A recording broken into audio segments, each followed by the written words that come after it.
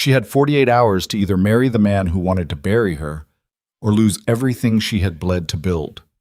Abigail Boone was 29 years old, a widow, overweight, and invisible to the town that had watched her scrub floors and balance ledgers for 6 years.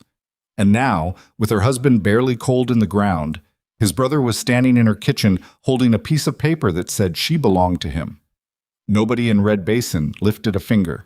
Nobody except a stranger who rode in from nowhere, with a secret that could save her life or get them both killed.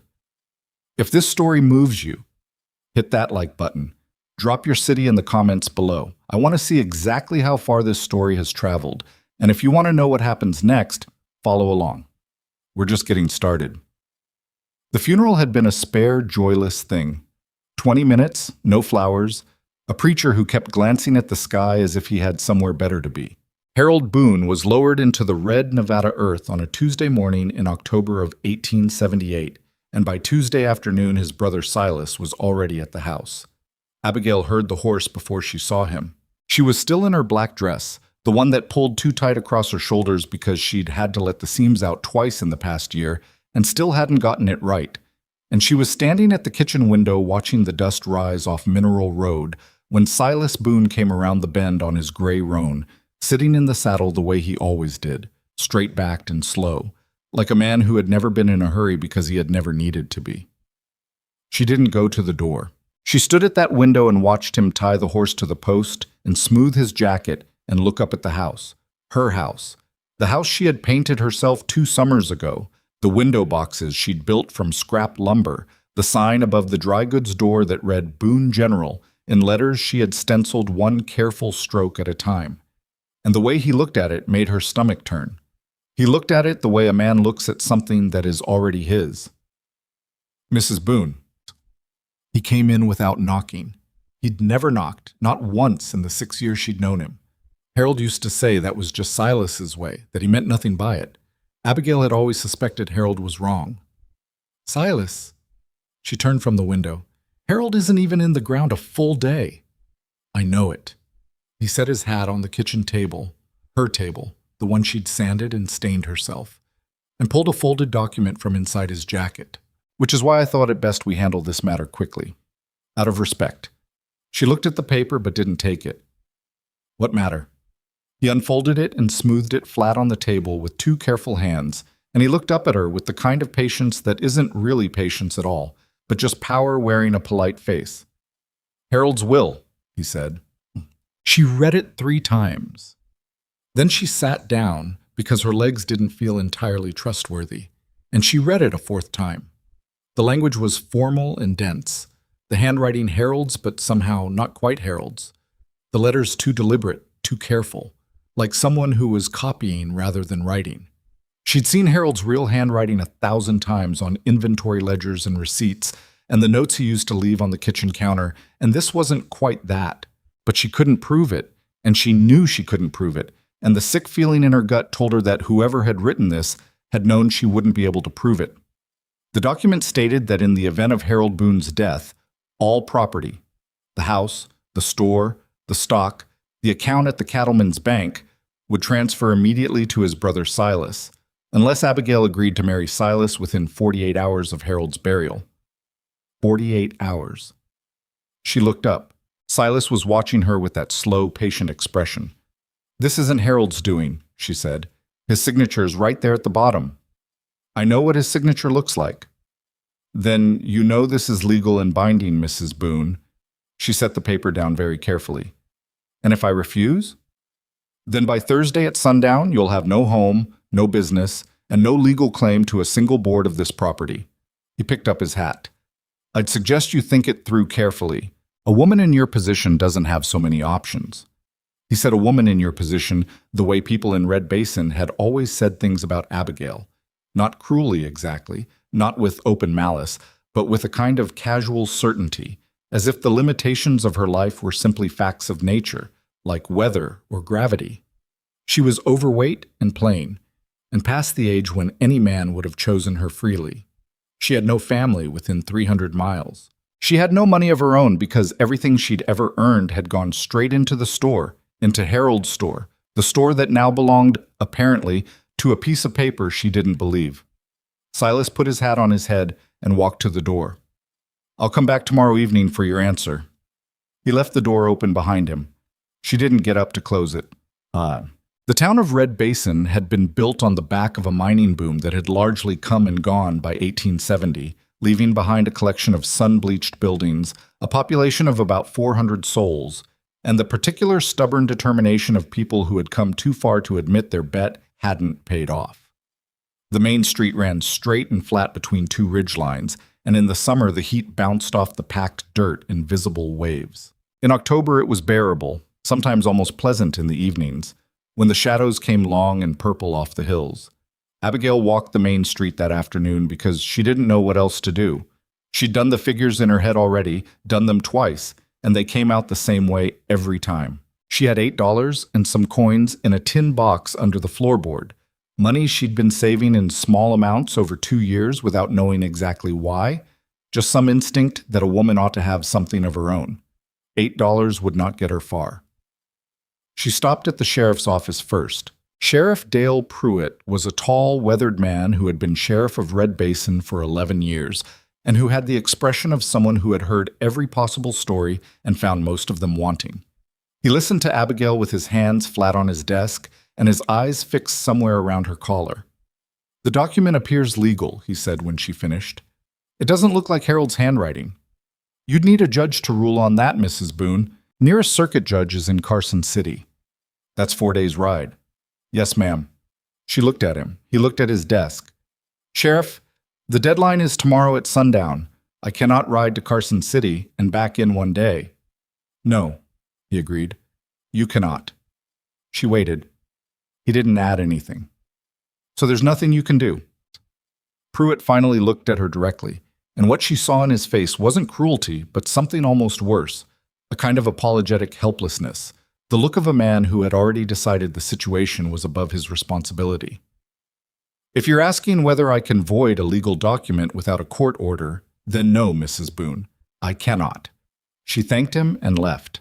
She tried Reverend Hollis at the church, who expressed sympathy and suggested prayer. She tried Margaret Fenn at the boarding house, who had been her closest friend in Red Basin, or the nearest thing to it. Margaret pressed her lips together and looked out her window and said, "Abigail, I don't see what you expect people to do." "I expect people to help," Abigail said. "I expect someone to say that this isn't right." "Of course it isn't right, but right and legal aren't always the same thing." Margaret turned back to her.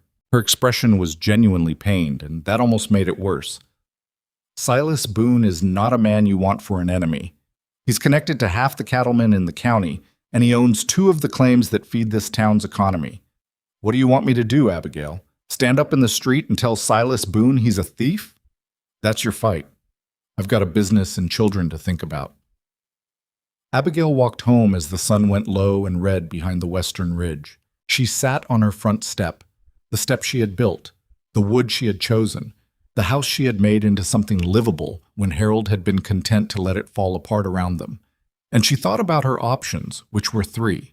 She could marry Silas Boone and remain in her home, in her store, under the authority of a man who had drawn up a fraudulent document the day his brother died.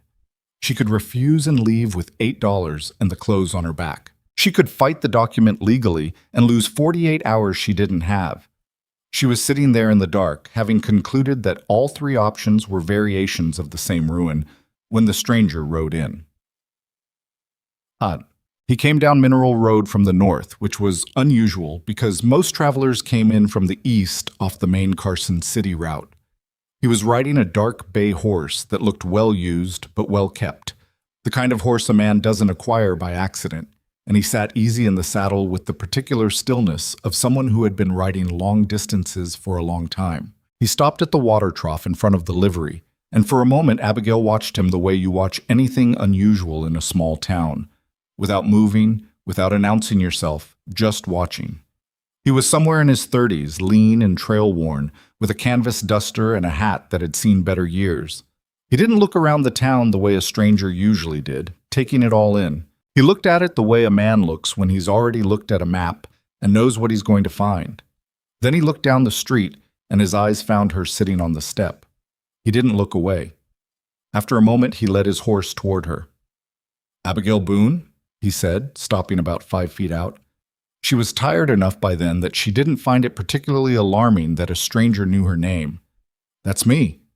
He reached into his jacket and produced an envelope, sealed but plain. "Someone asked me to bring you this."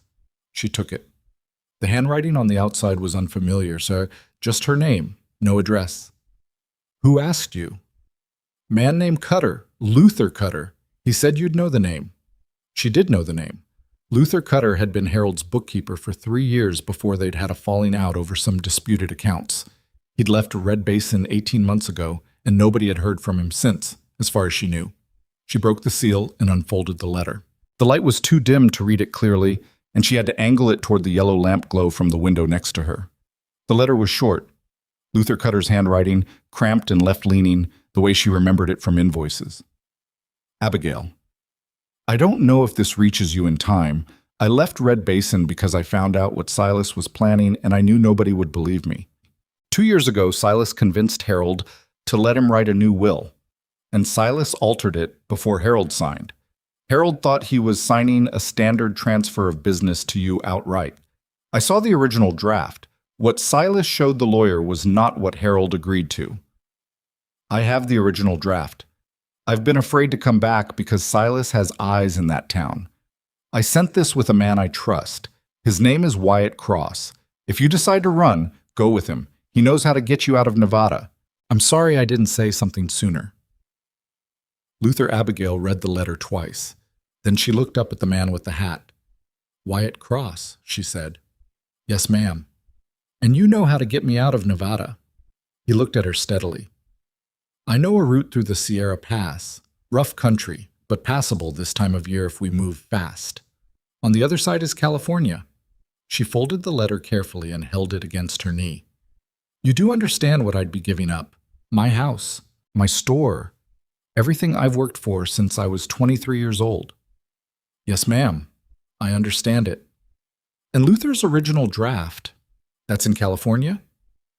"He's in a town called Mira Springs, just east of Sacramento. He said he'd go to the territorial court as soon as you get out of Silas's reach." She was quiet for a moment. Down the street, someone came out of the saloon, and the sound of a piano spilled into the night and then was cut off as the door swung shut again. The lamp in Margaret Fenn's boarding house went dark. "If I stay," Abigail said, mostly to herself, "I either marry him or I lose everything anyway." "Seems like it," Wyatt said. "And if I go with you, I might lose everything and not survive the wilderness." "That's also a possibility." He said it without apology or softening, and she found that she preferred it to the consoling dishonesty everyone else in town had offered her today. "But you'd have a chance. Staying, I'm not sure you have one." She looked down the main street of Red Basin, the dry goods store with her sign over the door, the church where the Reverend hadn't helped her, the sheriff's office where Dale Pruitt had looked at his desk. She thought about Silas Boone standing at her kitchen table tomorrow evening, with his slow, patient face and his piece of paper. She thought about $8 in a tin box, about her own hands, which were strong, about the fact that she had built every good thing in her life out of materials other people had discarded, and she had done it without any particular help. "I need tonight," she said, "to gather a few things." Wyatt nodded. "I'll be at the north edge of town before first light." He turned his horse and rode toward the livery without ceremony, and Abigail sat on her step a while longer, in the dark, in the town that had already written her off, and started thinking about what she needed to take with her. Potet. She didn't sleep. She moved through the house in the small hours by memory rather than lamplight, not wanting anyone passing to see her window lit and start wondering. The store's inventory she couldn't touch. It wasn't hers anymore. Maybe it never had been. She was done having that argument with herself. What she took was what was hers. A change of clothes, her good boots, her mother's sewing kit with its bone-handled scissors, and the 37 needles wrapped in oilcloth, a wool blanket, a tin of dried beef she'd put up herself, half a round of hardtack. The $8 in coins from the tin box. Harold's old hunting knife, which she'd always kept sharpened out of a general conviction that an unsharpened knife was an insult to the concept of a knife. She hesitated at the bedroom door. There were things in this room she'd chosen herself, pictures and small objects that had nothing to do with Harold, nothing to do with the store. A small charcoal drawing of the mountains she'd made 2 winters ago. A letter from her sister in Ohio that she'd read so many times the creases had gone soft. A green glass bottle she'd found in the creek bed years ago and kept because the color pleased her. She took the letter. She left the rest. At the kitchen table, she wrote a note on the back of an old invoice. It was addressed to no one. It said only, "The will is a forgery. There is a witness. A B." She left it weighted under the salt cellar where Silas would find it when he came for his answer. Let him wonder what it meant. She slung her pack over her shoulder and walked out of the house she had spent 6 years building into a home, and she did not look back because she had already discovered that looking back was a particular kind of punishment she didn't need to give herself.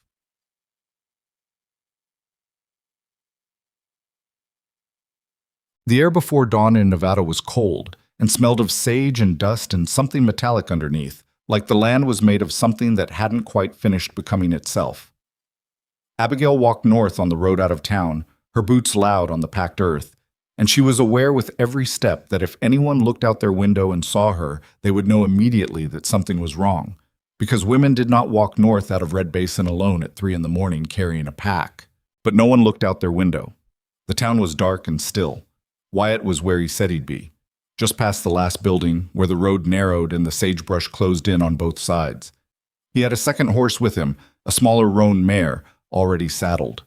He looked at her pack as she approached. "You travel light," he said, which she took as a neutral observation rather than a compliment or an insult. "I left what I couldn't carry." "Good." He handed her the reins of the roan. "The pass is 4 days, maybe 5 if the terrain gives us trouble. There's a water source I know at the base of the grade, and another one higher up if we hit it right. You know how to ride?" "Well enough?" "What does well enough mean to you?" "I won't fall off," she said. "I haven't ridden much over long distances." He accepted this without visible concern. "We'll take it steady. The horse is calm." He swung up into his saddle. "I want to be across the flat and into the foothills before sunrise. Silas's men won't start looking until morning, and when they do, they'll most likely check the Carson City Road first. We go north, then west, through the canyon." Abigail put her foot in the stirrup and pulled herself up, and the mare shifted under her but didn't protest. She settled her weight and gathered the reins and looked at the dark northern road. "If we do get separated," she said, "what do I do?" Wyatt looked at her. In the dark, she couldn't make out his expression clearly, but his voice was straightforward. "You keep going west. Follow the canyon draw. The pass has a notch at the top shaped like a broken tooth. You'll know it when you see it. On the other side, the grade drops into pine forest. And if you stay west, you'll hit the Sacramento Road inside of 2 days. You're telling me I could do this without you. I'm telling you to know it, so you don't freeze up if things go wrong." He turned his horse north. "Ready?" She was not ready. She thought it might be the case that no amount of time would have made her ready for this, and that readiness itself might be an overrated quality when the alternative was standing still. "Yes," she said. They rode out of Red Basin in the dark, heading north into the cold, sage-scented Nevada wilderness, and behind her, the town was as quiet as if she had never existed in it at all. By the time the sun came up, they were 4 miles out, climbing into the rocky foothills where the flat basin floor broke apart into ridges and dry washes. The light came in at a low angle, turning everything gold and orange and casting long shadows off the ridgeline to the east. It would have been beautiful, Abigail thought, if she hadn't been watching the road behind them every 10 minutes. "Stop looking back," Wyatt said, not unkindly. "If they come, you'll hear them before you see them. All that checking does is tighten you up." "I'm already tight." "I know, I'm telling you anyway." They rode in silence for a while. The trail narrowed and the horses picked their way carefully through loose shale, and Abigail focused on the mare's footing and tried not to think about the store or the house or Silas Boone arriving at her door at sundown to find no one home and a note that told him she knew what he'd done. She thought about Luther Cutter writing that letter from somewhere in California. She thought about a man who had seen something wrong and left instead of saying something, and then, too late, nearly too late, tried to correct it. She wasn't sure how she felt about Luther. She'd liked him well enough when he worked at the store. She hadn't thought much about him when he left. Now he was the only piece of evidence she had. "How do you know Luther?" she asked. Wyatt navigated a switchback before he answered. "I did some work for him 3 years ago. contract hauling out of Reno. He's an honest man, more or less. More honest than comfortable, if that makes sense. He sees a thing, and he can't let it go. If that's true, why did he leave Red Basin instead of going to the law? He told me he did try. Said he went to your Sheriff Pruitt, and Pruitt told him to bring him a judge's letter before he'd investigate Silas Boone. Wyatt glanced at her sideways. Sound familiar? She made a sound that wasn't quite a laugh. Sounds very familiar. Luther figured he needed a court in California, out of Silas's county, to take the original draft seriously. He's been sitting on it for a year and a half, waiting for the right moment. Wyatt paused. I told him he was waiting for something that might not happen on its own. Then Harold died. And you came looking for me. Luther came looking for you. I just delivered the message. He stopped his horse at a flat shelf of rock and scanned the trail behind them for a moment. Abigail watched his face. He had the kind of eyes that didn't move quickly, but didn't miss much either. We made decent time, he said. Let the horses drink. He'd been right about the water. A narrow seep between two rocks. Barely more than a trickle, but enough. She got down from the mare, and her legs were shakier than she expected, and she put one hand against the horse's flank to steady herself without making a production of it. Wyatt was watering his horse at the seep. He didn't comment on her unsteadiness. She appreciated that. What do you do? She asked. When you're not delivering letters for men with grudges against Silas Boone. Odd jobs. Scouting, some guide work. I helped lay survey lines for the railroad the year before last. He crouched and filled a canteen. I don't stay in one place long. That sounds like a hard way to live. He handed her a filled canteen. Some kinds of settled are harder. She drank. The water was cold and faintly mineral and good. From somewhere far below and behind them, carried faintly on the morning air, she heard the distant sound of horses on a road moving fast. They both heard it. She saw Wyatt go very still. How many do you think? She said quietly. 2, maybe 3. Hard to say at this distance. He was already moving, gathering his reins. Get on your horse! She got on her horse. They rode hard up the slope, and behind them the sound faded and then was gone, swallowed by the ridgeline between them and the basin below. But it didn't stop sounding in her memory, that particular rhythm of horses moving at speed on a road. They were already coming. It wasn't even noon. Abigail leaned low over the mare's neck and rode. They rode until the horses couldn't anymore. That was around mid-afternoon when the trail climbed into a narrow canyon and the grade steepened enough that pushing the animals further would have been stupidity dressed up as urgency. Wyatt pulled up at a wide spot where a boulder the size of a small house had split away from the canyon wall and left a shallow overhang behind it. The shadow it threw was deep enough to hide 2 horses and 2 people from casual view above, which was apparently what he'd been looking for. We rest here, he said, dismounting. Abigail got down and her legs nearly gave. Not nearly. They did give, her right knee buckling on the landing, and she caught herself against the roan's shoulder and stood there a moment with her head down, breathing. You all right? Wyatt said. Fine, she said, which was not entirely true but was true enough that it didn't need discussing. She unsaddled the mare the way she'd seen it done and draped the saddle blanket over a rock to air. Her hands were stiff, and her lower back had developed an opinion about long-distance riding that she hadn't asked for. She drank from the canteen and ate 3 pieces of hardtack, and tried not to think about the sound of those horses on the road below them. Wyatt had climbed part way up the boulder and was looking south, back the way they'd come. After a while, he climbed down. I can't see movement, he said. Either they went east on the Carson Road like I hoped, or they're smarter than that and staying off the skyline. Which do you think is more likely? He sat down with his back against the boulder and took off his hat and rubbed the back of his neck. Silas didn't get to where he is by hiring stupid people, he said. I think we got a head start, and I think we need to use it well, but I wouldn't assume we've lost them.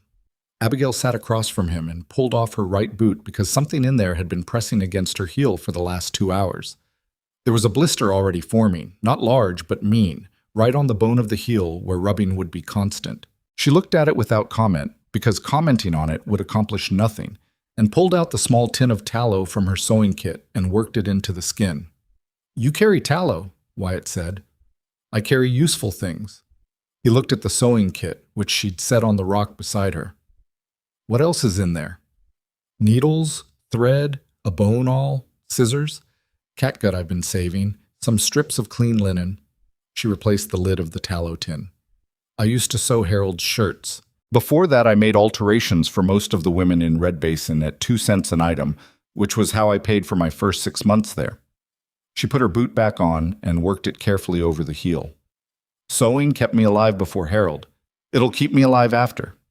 Wyatt looked at her for a moment, not the way men in Red Basin had looked at her, that particular species of appraisal that was also a dismissal, but like someone doing an honest assessment of a thing they hadn't expected to find interesting.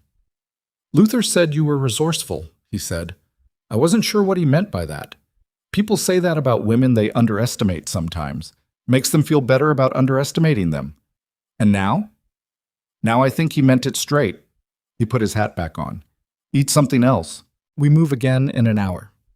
The canyon opened westward into a long sloping plateau, and they crossed it in the late afternoon with the sun driving hard into their faces and the sage flats stretching out flat and gray-green all around. It was the kind of terrain that looked easy and wasn't. The ground was softer than it appeared, pocked with the burrows of small animals, and the horses had to pick their footing even at a walking pace. The distance was deceptive too, every ridge looking closer than it was, every landmark shifting and retreating as you moved toward it. Abigail had grown up in Ohio, where the landscape was polite and understandable, fields and woods and rivers that stayed more or less where they were supposed to be. Nevada had always felt adversarial to her, even after 6 years. The land here didn't care whether you understood it or not. How do you know this territory? She asked. They'd been riding abreast across the plateau, close enough to talk without raising their voices. Scouted it twice before. Once with a survey crew, once on my own. Wyatt was scanning the ridgelines as he talked, which she'd noticed was a habit with him.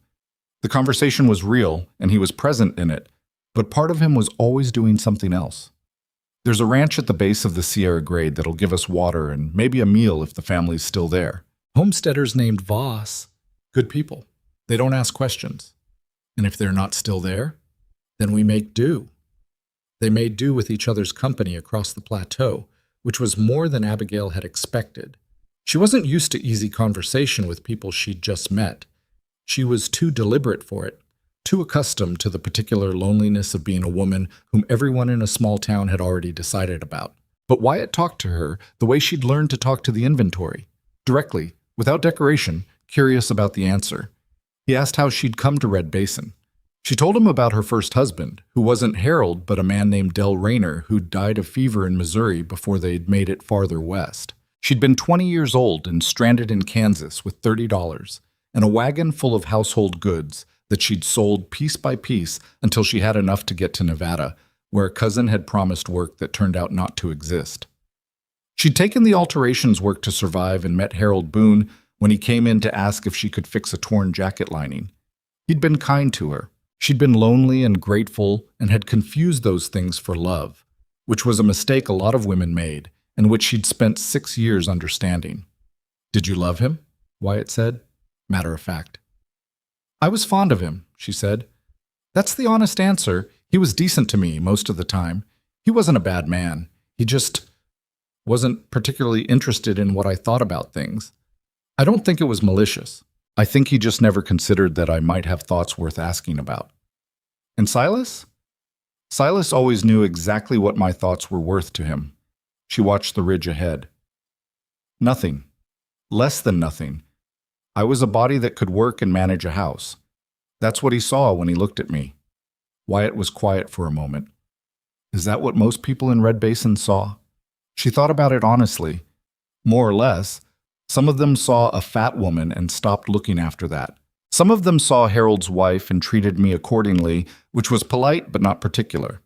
Margaret Fenn saw something closer to a real person, but even Margaret, today, she stopped. Even Margaret decided it wasn't her fight.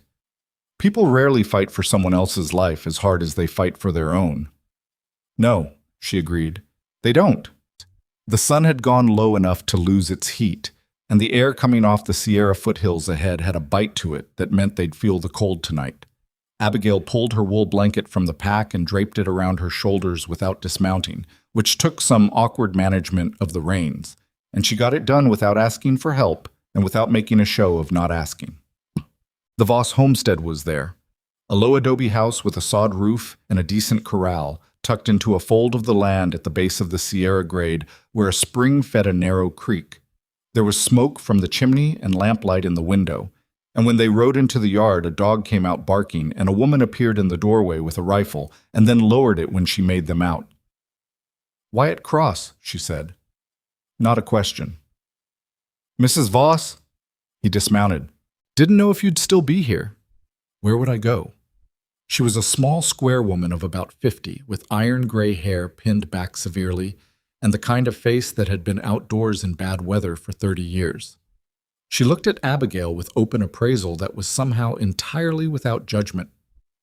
"Who's she?" "Abigail Boone. She's heading to California." "Are you in trouble, Poole?" Mrs. Voss said, directing this at Abigail. "Yes," Abigail said. "But not any kind that should come to your door." The woman considered this. Then she stepped back from the doorway. "Put your horses in the corral and come inside. There's beans on."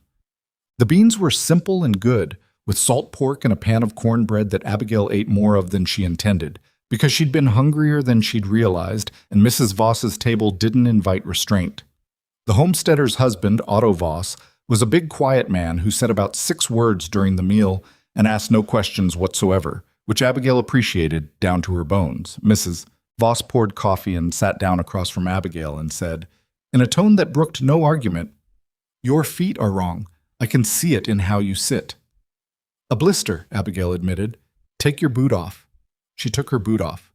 Mrs. Voss looked at the heel, produced a tin from a shelf, and applied something that smelled of pine resin and stung ferociously for about 30 seconds, and then stopped. "Sleep tonight," Mrs. Voss said. "I don't want to know what you're running from, but whoever is running you has to get through our land to get up that grade, and we tend to notice things on our land." She looked at Wyatt. "How far behind?" "Maybe half a day?" "Could be less." Mrs. Voss made a face that communicated what she thought of that. "Then you'll leave before first light. Floor's yours tonight." "We're grateful," Abigail said. The woman shrugged. "I've needed somewhere to sleep when the world turned on me. Most women have." She started clearing bowls. "That's not generosity, it's just memory." Abigail lay on the floor by the banked fire and stared at the sod ceiling and listened to the dark. Wyatt was a few feet away, asleep or close to it. He had the ability to go still at will that she'd noticed and envied.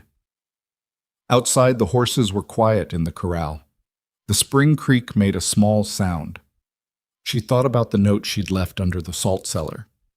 "The will is a forgery. There is a witness." She wondered how Silas had looked when he'd read it, whether he'd gone still like a man deciding something, or whether he'd gotten loud. She suspected still. The loud ones were usually manageable. It was the still ones you had to watch. She thought about the store, about the winter she'd reorganized the entire backstock system because Harold's method was costing them 4 hours a week in search time, and how Harold had been vaguely annoyed by the change and then had used the new system without ever acknowledging it had made things better. She'd spent 6 years making things better in ways that were never quite acknowledged. She supposed that was a common enough story. She didn't let herself think about it too long because thinking about it too long led to the particular brand of grief that wasn't quite grief, the loss of something you'd never quite had, and that kind of grief could make you heavy in a way you couldn't afford right now. She closed her eyes and was asleep faster than she'd expected. They were on the grade before sunrise, in the deep mountain cold, the horses working hard against the slope.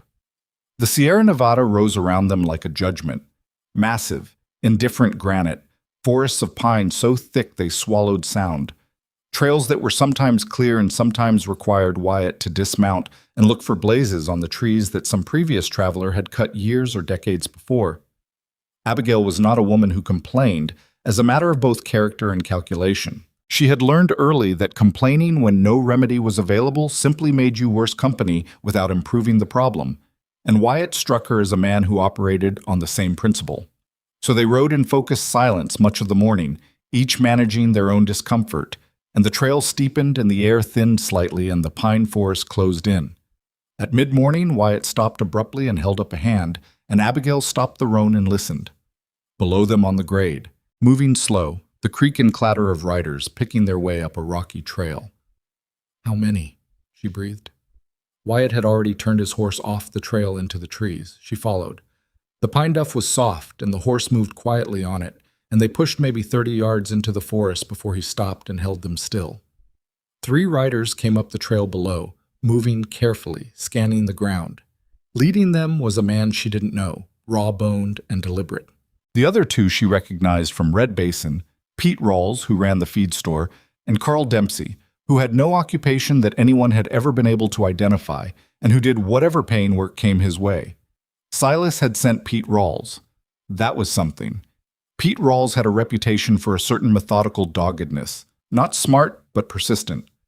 They passed below without stopping. Their eyes swept the trail and the trees on either side, and Abigail was looking directly at Pete Rawls when his gaze crossed the section of forest where she and Wyatt sat motionless, and he looked through it and past it and moved on. She was aware of her own breathing as something that might betray them. She held it shallow and measured and still. The riders moved on up the trail, out of sight. Wyatt waited a full 3 minutes before he moved. She counted. "They're going ahead of us," he said quietly, turning his horse back toward the trail. "Looking for a camp, probably. They expect us to be further up the grade." "Are we not further up the grade?" "We took a slower route. I wanted to stay off the main trace." He looked at her. "We need to move differently now, not the pass trail. There's an alternate way I know, higher up, narrower. It'll add a day." "Another day?" "Yes." She looked at the trail where the 3 riders had passed. Silas's men, sent after her like she was a stray animal. Pete Rawls, who had always nodded at her in the street, now hired to run her down. "Then let's go the other way," she said. The alternate route Wyatt knew was not a trail in any formal sense. It was a series of connected game paths and old prospector tracks that wound through the high country above the main grade, through boulder fields and across open granite faces where the wind came off the peaks like something alive and angry. The horses hated it. Abigail's roan expressed her opinion of the whole enterprise through a series of flattened ears and snorted complaints that Abigail found oddly comforting because the horse's bad temper was honest about things. They stopped for water at a snowmelt pool, flat and cold and clear, and ate from their packs. Abigail had been rationing the hardtack carefully. She had 12 pieces left, and the dried beef she was treating as emergency rations only. "How long to the pass at this rate?" she said. "Tomorrow afternoon, if we don't lose the track again." Wyatt was looking at the sky with the expression of someone reading something she didn't know how to read. "There's weather coming, high clouds to the north. Might not amount to anything. Might get cold tonight." "How cold?" "Cold enough to be a problem if we're not prepared." He looked at her pack. "You have that wool blanket." "Yes." "I have a bedroll. We'll want to camp low tonight, in the trees. Get out of the wind." He paused. "It's going to be uncomfortable." "I'm not currently comfortable," she pointed out. He almost smiled. It was a small thing. One corner of his mouth, briefly, and she wouldn't have caught it if she hadn't been looking. She filed it away without comment. The cold came in fast around sundown, dropping off the peaks like water, and by the time they'd found a campsite in a hollow of pine and granite, the temperature had fallen 30 degrees from the afternoon. Wyatt built a small fire. Small being the emphasis, not enough to throw light that would be visible from the main grade below, but enough to push back the worst of the cold. They sat on either side of it, close enough that it did some good. "You said you scouted this route before," Abigail said. "What for?" "Livestock drive 2 years ago. A rancher needed a way to move cattle from Nevada to the California market that bypassed the toll roads. I found him a way." He fed a small stick to the fire. "He paid me and I left." "You always leave." "So far." She looked at the fire. "Is that by choice or by circumstance?" He thought about that longer than she expected him to, which she took as a sign he was actually considering the question rather than swatting it away. "Some of both," he said finally. "I had a place in Colorado once. Didn't work out." She waited. He didn't add to it, which was fine. She wasn't owed his history. "I had a place," she said, "for 6 years. I'm not sure it was really mine." You built it. I built things in it. There's a difference. She pulled the wool blanket tighter. A place isn't just the walls, I think. A place is people knowing you, people knowing what you're worth. I never had that in Red Basin. I had Harold, and Harold knew me in the particular way of a man who has stopped looking because he thinks he already sees everything. Wyatt was quiet for a moment. Luther said you were the one who actually kept the store running. Harold was a good merchant. He had a good eye for what people wanted. But the books, the accounts, the vendor relationships, the ordering, that was me. She paused. Nobody in town knew that. They thought I minded the counter, and Harold minded the business. And you let them think that. Correcting people's assumptions was Harold's job. He never did it. She shrugged, a gesture that was more tired than she wanted it to be. And after a while, you get used to it, being invisible. You start to think, well, the store is running, the accounts are balanced. What does it matter who gets the credit? She looked at the fire. It matters. I know that now. I'm not sure I knew it while it was happening. The fire crackled. In the trees around them, the wind moved, a low sound like the mountains thinking. Luther's document, Abigail said. Do you know what it contains exactly? What the original will said versus what Silas filed? Not the exact language. Luther said the original gave you the store outright, sole ownership, no conditions. Harold wanted it to be yours free and clear because he'd always felt guilty that you'd done so much of the work and your name wasn't on anything. He paused. That's what Luther told me, that Harold did have some awareness. He just handled it wrong. She absorbed this. Harold feeling guilty. Harold trying to fix it in a document and having his brother intercept the correction. She thought about Harold the last weeks of his illness, how he'd been quiet in a way that was different from his usual quiet. She thought it was the sickness. Maybe it had been something else. She didn't know whether to find that comforting or infuriating and decided she could answer that question later, somewhere that wasn't a granite mountainside at night. We should sleep, Wyatt said. Yes. She wrapped herself in the blanket and lay down on the needled ground as close to the fire as was sensible, and she was tired enough that the hardness of the earth and the cold at her back didn't keep her awake long. Before she went under, she was dimly aware of Wyatt settling on the other side of the fire, and the small domestic sounds of him making himself as comfortable as the ground allowed, and the fire doing its work between them. She slept. The morning brought gray sky and temperature that had dropped further overnight, and a thin skim of frost on the granite around them. Not snow, not yet, but the sky to the north had the flat, milk-white look that Wyatt had been watching the evening before. We need to move fast today, he said, already saddling his horse. I want to be over the pass before that weather decides what it's doing. Abigail broke camp with the efficiency of someone who had not packed anything she didn't know how to pack up quickly. Her hands were stiff with cold, and she fumbled the blanket roll twice before she got it right, and she noticed this without dwelling on it. They were on the trail while the frost was still on the ground, the horses reluctant in the cold, their breath making small clouds in the still air. The sky lightened but stayed overcast, that flat gray that told you nothing useful about what was coming. 2 hours up the grade, Abigail heard horses below them again. She heard it before Wyatt did, which surprised her. Or maybe he heard it at the same moment and simply didn't react, which was also possible. She said nothing, just looked at him, and he was already scanning downslope, already turning his horse. But this time there was nowhere obvious to go. They were on an open stretch of granite above the tree line. The trail cut along a ledge with a slope dropping sharply below and a cliff face rising above, and the horses below were moving faster than yesterday, not picking their way carefully but coming at a canter, which meant Pete Rawls, or the man leading him, had figured out something. Can we run? She asked. Not here. Too much exposed rock and the horses will slip. He was looking upslope. There's a break in the cliff about 200 yards ahead. If we can get there, then run, she said. He didn't argue. He put his horse into a fast walk as quick as the footing would allow, and she pushed the roan after him and tried to make herself small and tried not to look behind her. The 200 yards took 5 years.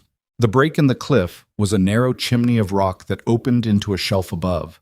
Not a trail, not a path. Something a person might call passable in the same sense you might call a cold fire warm. The horses did not like it. Her roan planted all 4 feet and refused, and Abigail did something she'd never done to a horse before. She kicked it hard and made a sharp, ugly sound and pushed it into the chimney by force of insistence and desperate need. The horse went. They came up onto the shelf above the cliff just as the riders came around the bend on the ledge trail below, and one of them looked up and pointed. She heard shouting. She didn't look down. Wyatt was already moving across the shelf toward a line of low scrub at its far edge. She followed, and the scrub was real cover, dense enough, and they pushed through it and down a reverse slope on the other side, and the shelf and the cliff and the trail and Pete Rawls were gone behind them. Her heart was doing something alarming in her chest. She put a hand flat on the roan's neck and felt the horse's own agitation there, the quick pulse, the damp heat but of exertion. "They saw us," she said. "They saw us," Wyatt confirmed. He was breathing hard but controlled. But they'd have to go back down the ledge and around to find a way up to this shelf. That buys us time. He looked north, where the sky had gone darker. Pass is maybe 3 hours from here. We go straight through, no stopping. She wiped her face with the back of her hand, which was shaking slightly, and she was annoyed at the shaking but not surprised by it. 3 hours, she said. 3 hard hours. She adjusted her grip on the reins. Then let's not waste them talking. They rode north into the darkening sky, into the teeth of the approaching weather, upward toward a pass shaped like a broken tooth that she held in her mind like the only fixed point in a turning world, while behind them on the mountain, Silas Boone's men fought their way back down the ledge to find a way around. The roan ran when she asked her to. That was enough. For now, that was enough. The weather hit them 40 minutes from the pass. Not a gradual thing. Not the polite deterioration Abigail had experienced in Ohio, where storms announced themselves with a reasonable period of darkening sky and rising wind before the actual rain arrived. This came sideways off the peaks with no further warning than a sound like a door being thrown open, and suddenly the air was full of horizontal sleet that stung exposed skin and turned the granite underfoot to something treacherous and dark. The horses hated it. The roan tried to turn her head away from it, and Abigail held her straight by main force and bent low over her neck, and they moved at a walk because anything faster would have put a hoof wrong on the wet rock. Wyatt was ahead of her by a horse length, and she kept her eyes on his back rather than on the trail, because his back told her things the trail didn't. When he was tensing, when he was looking, when the footing ahead was asking something particular of his horse. She'd learned to read him that way over the past 2 days, the way you learn to read the weather in a new place. Not from any single thing, but from the accumulation of small signals. "How much further?" she called over the wind. He turned just enough to be heard. "Half an hour in good conditions. Longer now." He pointed ahead, where the trail curved around a rock face and disappeared. "Pass is just beyond that bend. Once we're through, the grade drops into the tree line and the worst of the wind stops." Half an hour. She put her head down and rode. The sleet turned the world into a gray erasure. She could see maybe 30 yards ahead, and the trail markers, cairns some previous traveler had stacked from the available rock, were invisible until she was nearly on top of them. She counted them, gave herself that. The counting, something to hold on to. She was on cairn number 7 when Wyatt's horse stopped suddenly, and he threw up a hand. She pulled up, listened. Below them on the mountain, somewhere in the gray obscurement of the storm, she heard horses. Not 1 or 2. More than that, the overlapping sound of multiple animals on rock, and underneath it the faint percussion of voices. She looked at Wyatt. He had gone completely still in the saddle, his head angled slightly, the way he did when he was processing something quickly. "They found the way around," he said. "How many?" "More than before." A pause. Silas must have sent a second group, one to come up the main grade, one to circle around through the northern draw. He turned his horse to face her, and his expression was level and deliberate in the way that she'd come to understand meant he was working through something he didn't like. "They're below us, and they're between us and the pass." She looked ahead at the trail bending around the rock face. The pass, half an hour away. Pete Rawls and however many men Silas had sent, somewhere below them in the storm. "If we keep going," she said, "they come up behind us while we're in the open on the approach." "Yes." "And if we go back down, we run into the other group who saw us on the ledge." They know we went north. He looked at the rock face. There's one option I can see, but you won't like it. Tell me. He looked at her steadily. I lead them away. Take the main trail, make noise, let them see me. They come after me because I'm the one they can see. You stay off the trail and work your way to the pass while they're focused on me. He paused. The pass is passable alone. You've been over the route in your head. I've watched you do it. The knot's shaped like a broken tooth, then the grade drops into pine, and you stay west for 2 days to the Sacramento Road. She stared at him. You said that so I wouldn't freeze up if things went wrong. I said it because it's true. You'd be one man against however many they sent. I know this mountain better than Pete Rawls does. I can stay ahead of them until dark, lose them in the high country, and come around through the southern draw. And if you can't... He didn't answer immediately, which was an answer.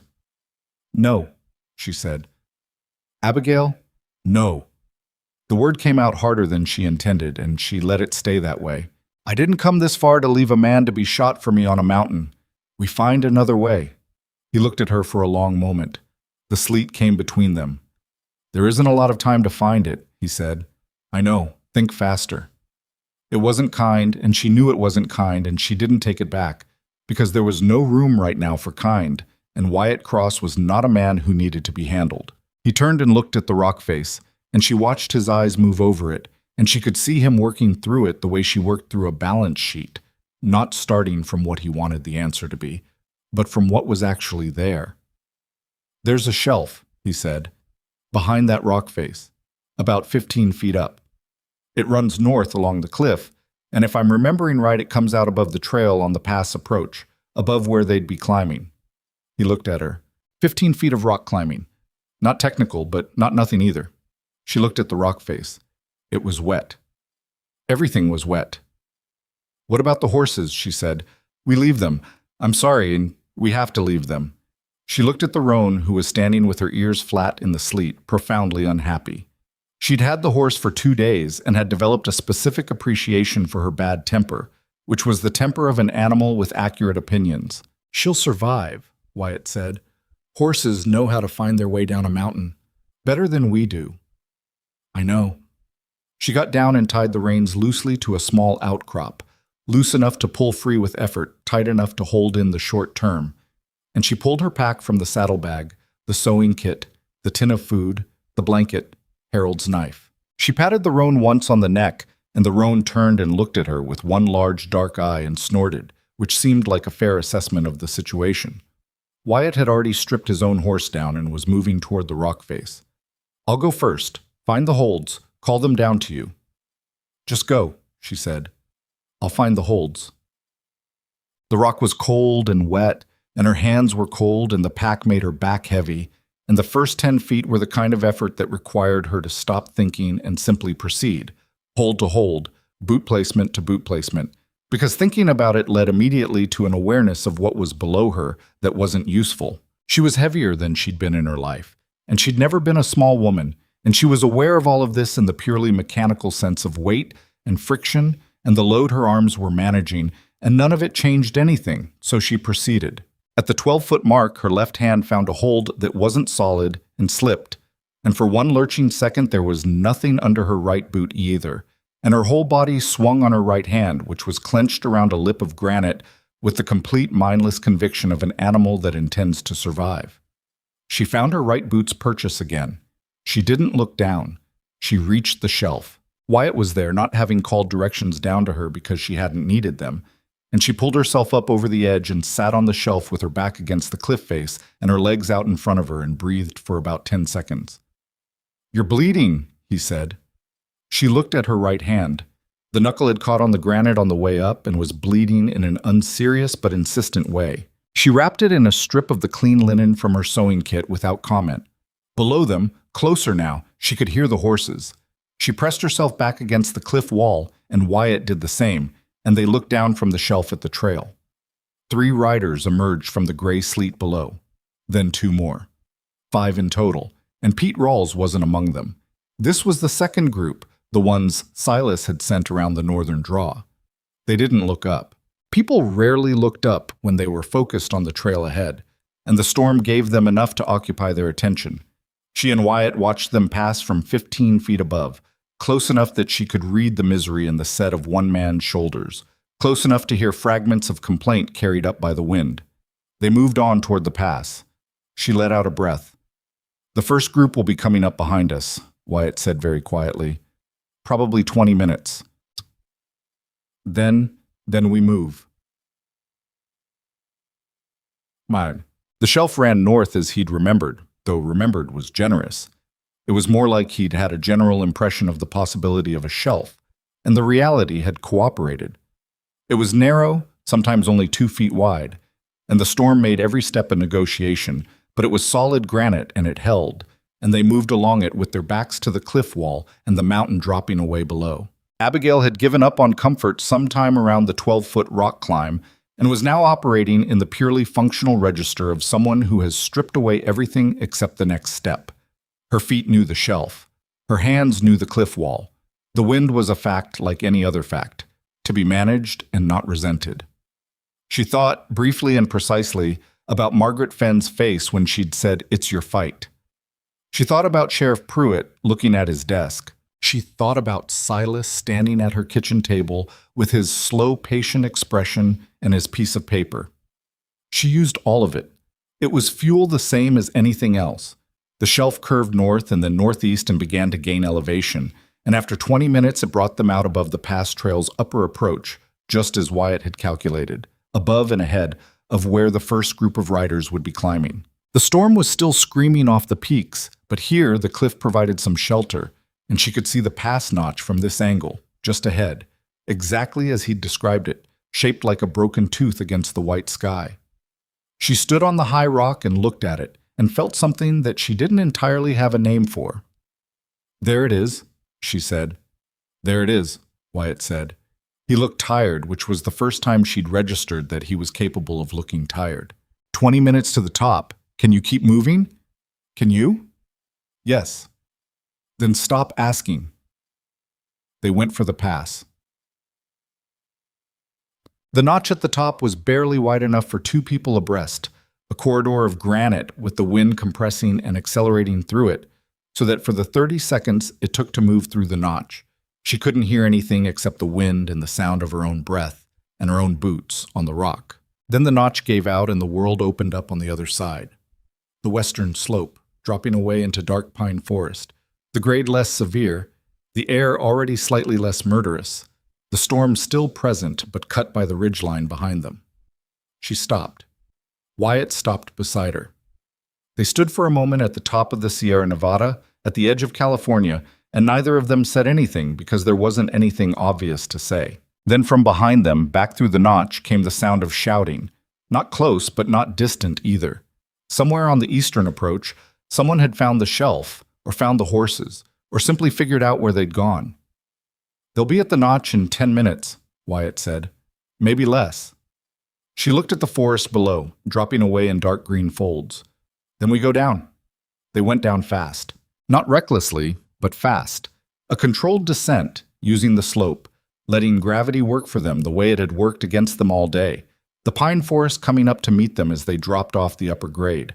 She slipped twice on wet needles and caught herself twice, and by the third slip she'd recalibrated her balance for the surface and stopped slipping. Her lungs were burning. Her legs were burning. Her right hand was bleeding again where the linen had worked loose. She kept going. The forest thickened and darkened around them as they descended, and the sound from above, pursuit, if it was pursuit, was swallowed by the trees and the ongoing noise of the storm. She couldn't tell whether they were being followed or not.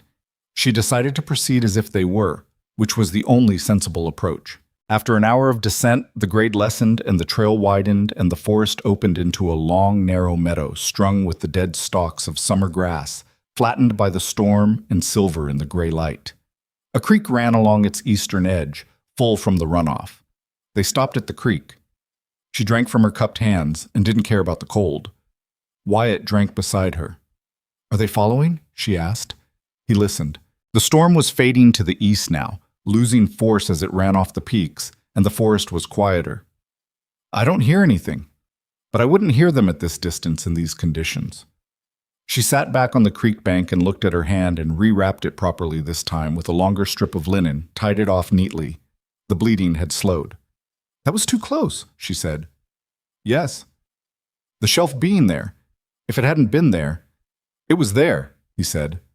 Not dismissively, just returning her what had actually happened instead of what might have. She looked at him.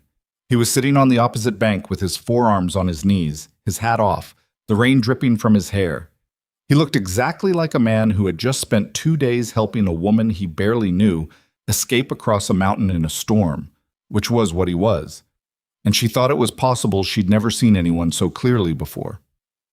Why did you really do this? She said. Luther asked you. But Luther asks things of people. Not everyone comes. He looked at the creek. Luther told me what Silas had done, the forged will, taking it from a woman who'd built the thing herself. And I just... He stopped, picked at a piece of bark on the ground beside him. I had a ranch in Colorado that I was trying to build. 3 years, almost. My partner decided he wanted more than half, and I didn't have anything on paper that could hold up in a county court that his family had been running for 30 years. He shrugged. Different situation, same thing. She watched him. You lost everything. I lost what I'd built. Yeah. He tossed the bark into the creek and watched it move. So when Luther described you, this woman who'd built a store from nothing, kept the books, made it run, and was about to lose it to a piece of paper she hadn't written, and a man who'd decided she had no recourse, I said I'd carry the letter. He glanced at her. I didn't know you'd decide to run. Did you think I wouldn't? I thought it was 50-50. He put his hat back on. Women in your position. I've seen them fold, not because they're weak, because the math looks impossible, and folding seems like it costs less. The math was impossible either way, she said. At least this math includes California. He nodded once, the kind of nod that means you understand something exactly. The creek ran. The storm moved east, the forest stood around them in its enormous, patient way. We should keep moving, he said. Find shelter before dark. Yes. She stood and felt in her knees exactly how far she'd walked and climbed in the past 2 days. How far to Mira Springs from here? 2 days, maybe 3 on foot. We'll need to find horses somewhere. There's a settlement, more of a camp, really. Another day's walk down the grade. They might have animals to sell or barter. I have $8, she said. I have 11. Combined, we might manage something. He stood and picked up his pack. How are your feet? She thought about the heel. Present. That's all I'll say about them. He made that small sound that was almost a laugh. Present is enough.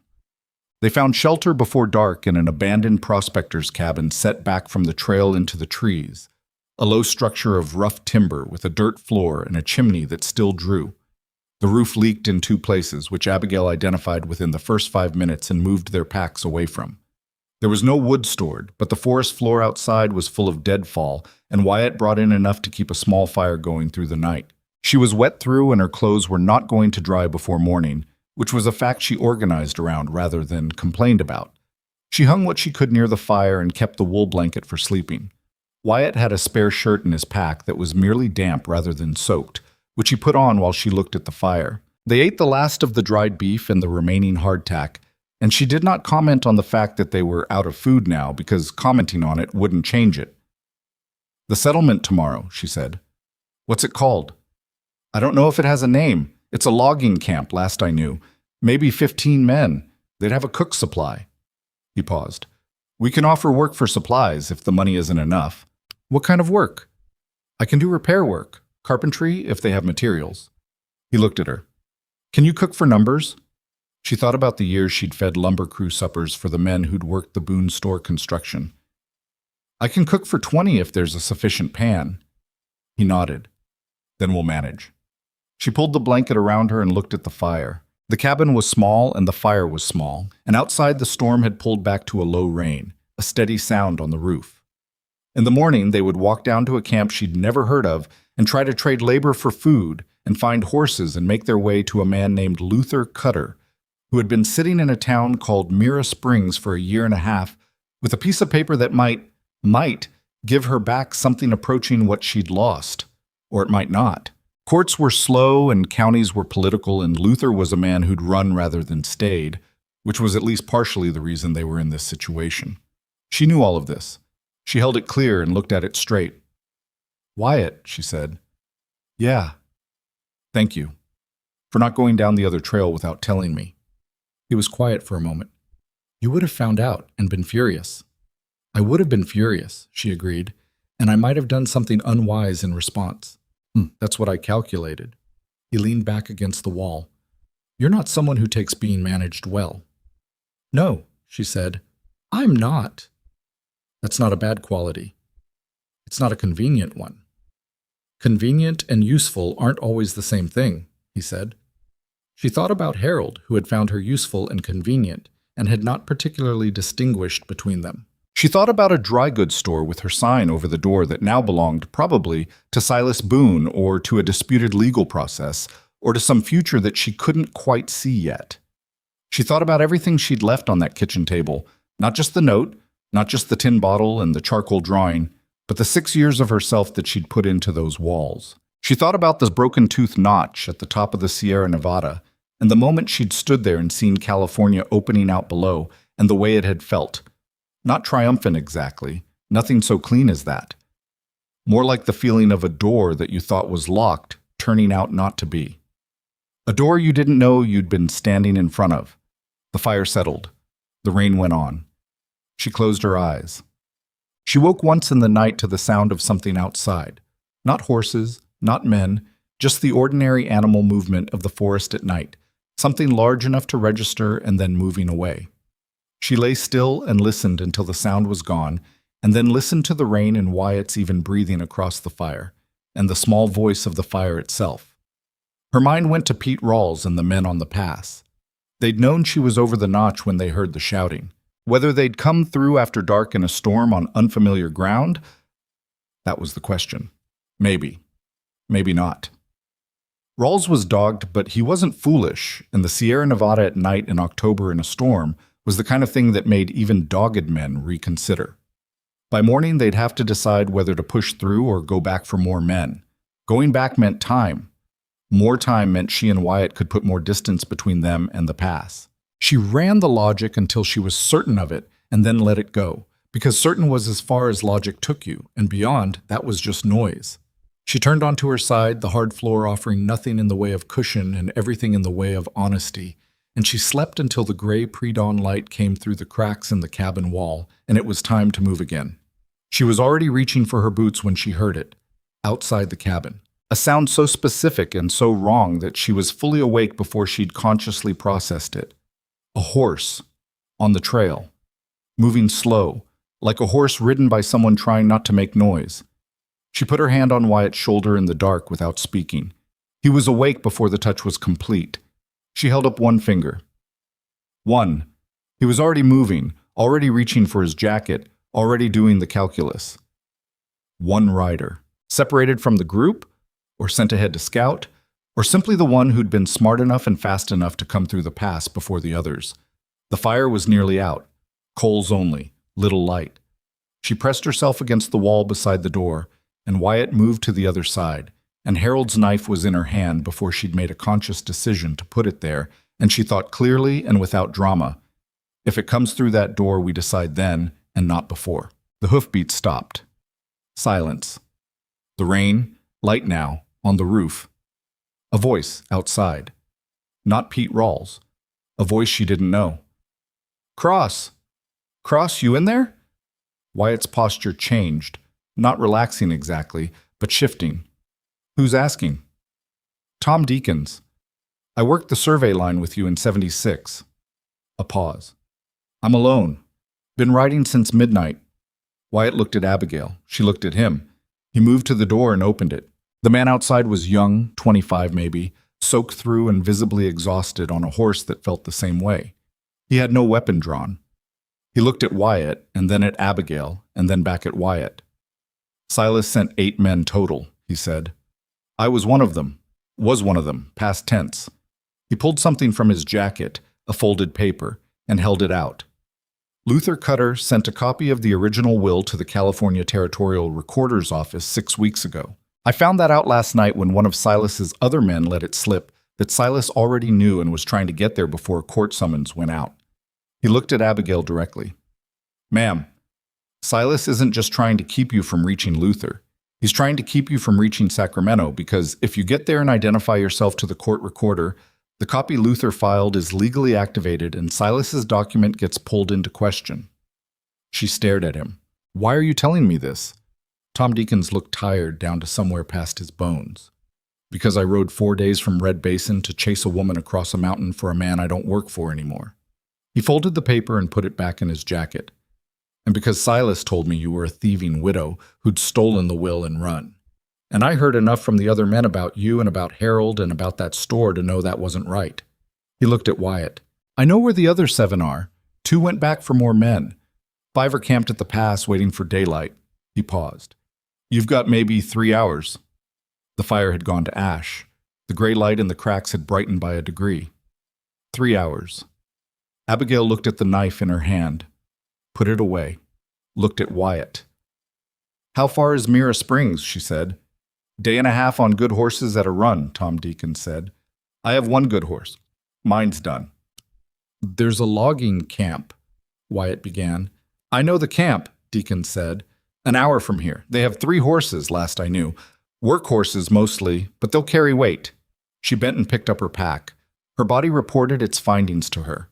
The heel, the knuckles, the particular exhaustion that lived now in the muscles of her shoulders and thighs like something that had moved in and made itself at home. And she acknowledged all of it and moved toward the door. Then let's go get those horses, she said. The logging camp was exactly what Tom Deakins had said it was. A collection of rough structures and mud and the smell of cut pine that hit you before you could see the place. 7 men were already up when they arrived, 2 of them looking at the 3 newcomers with the particular wariness of people who have learned not to ask questions about why strangers appear before sunrise, looking like they've been wrung out and hung to dry. The foreman was a broad Swede named Halverson, who had the slow, evaluating manner of a man who made decisions carefully and then didn't revisit them. He looked at Abigail first, which she'd noticed people tended to do, not out of any particular respect, but because she was the element that didn't fit the expected picture, and unexpected elements demanded accounting. We need 3 horses, Wyatt said. We have $19 between us and 1 man who can do carpentry work and trade. Halverson looked at Tom Deakins, who was barely staying upright beside his exhausted horse. Then he looked at Abigail again. What happened to your hand? Rock, she said. He absorbed this. I've got 2 horses I can sell and 1 I won't. $22 for the 2. 19 is what we have. Then you get 1 horse and 1 mule, and the mule is not a pleasant animal. Done, Abigail said before Wyatt could do the calculation out loud. They didn't have time for the calculation. They had maybe 2.5 hours before the men at the pass came down the grade. Halverson looked at her and something shifted slightly in his face. Not respect exactly, but the precursor to it. The moment when a person realizes they've been looking at the wrong thing. He told one of his men to bring out the horse and the mule.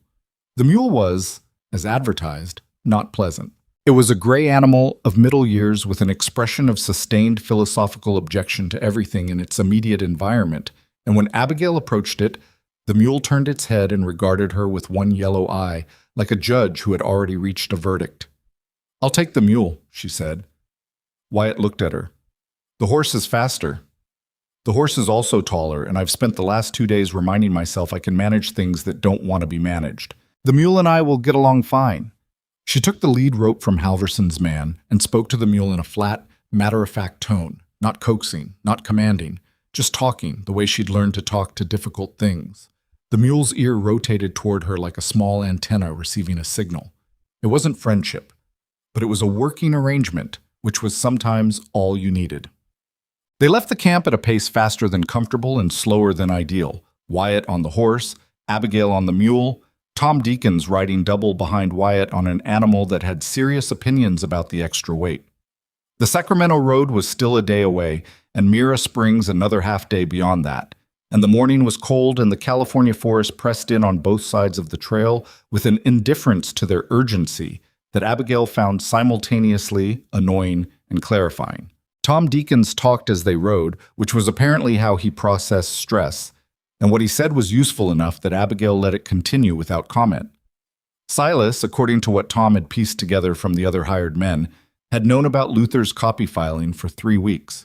He'd been making inquiries through a lawyer in Carson City about how to have the California filing invalidated, and the lawyer had told him the only certain way was to ensure Abigail never formally identified herself to the territorial court as the interested party, because without that identification, the copy sat in the records as an unfiled claim and could be challenged on procedural grounds. "So as long as I don't reach Sacramento in person," Abigail said, "the document is essentially dormant."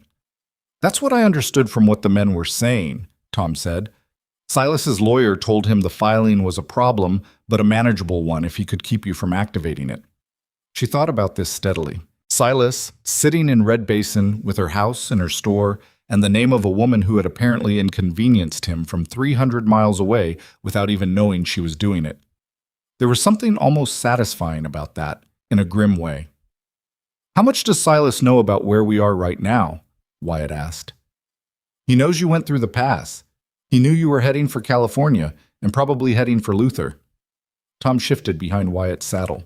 "He doesn't know exactly where you are on the grade, or he didn't, as of when I left the camp last night.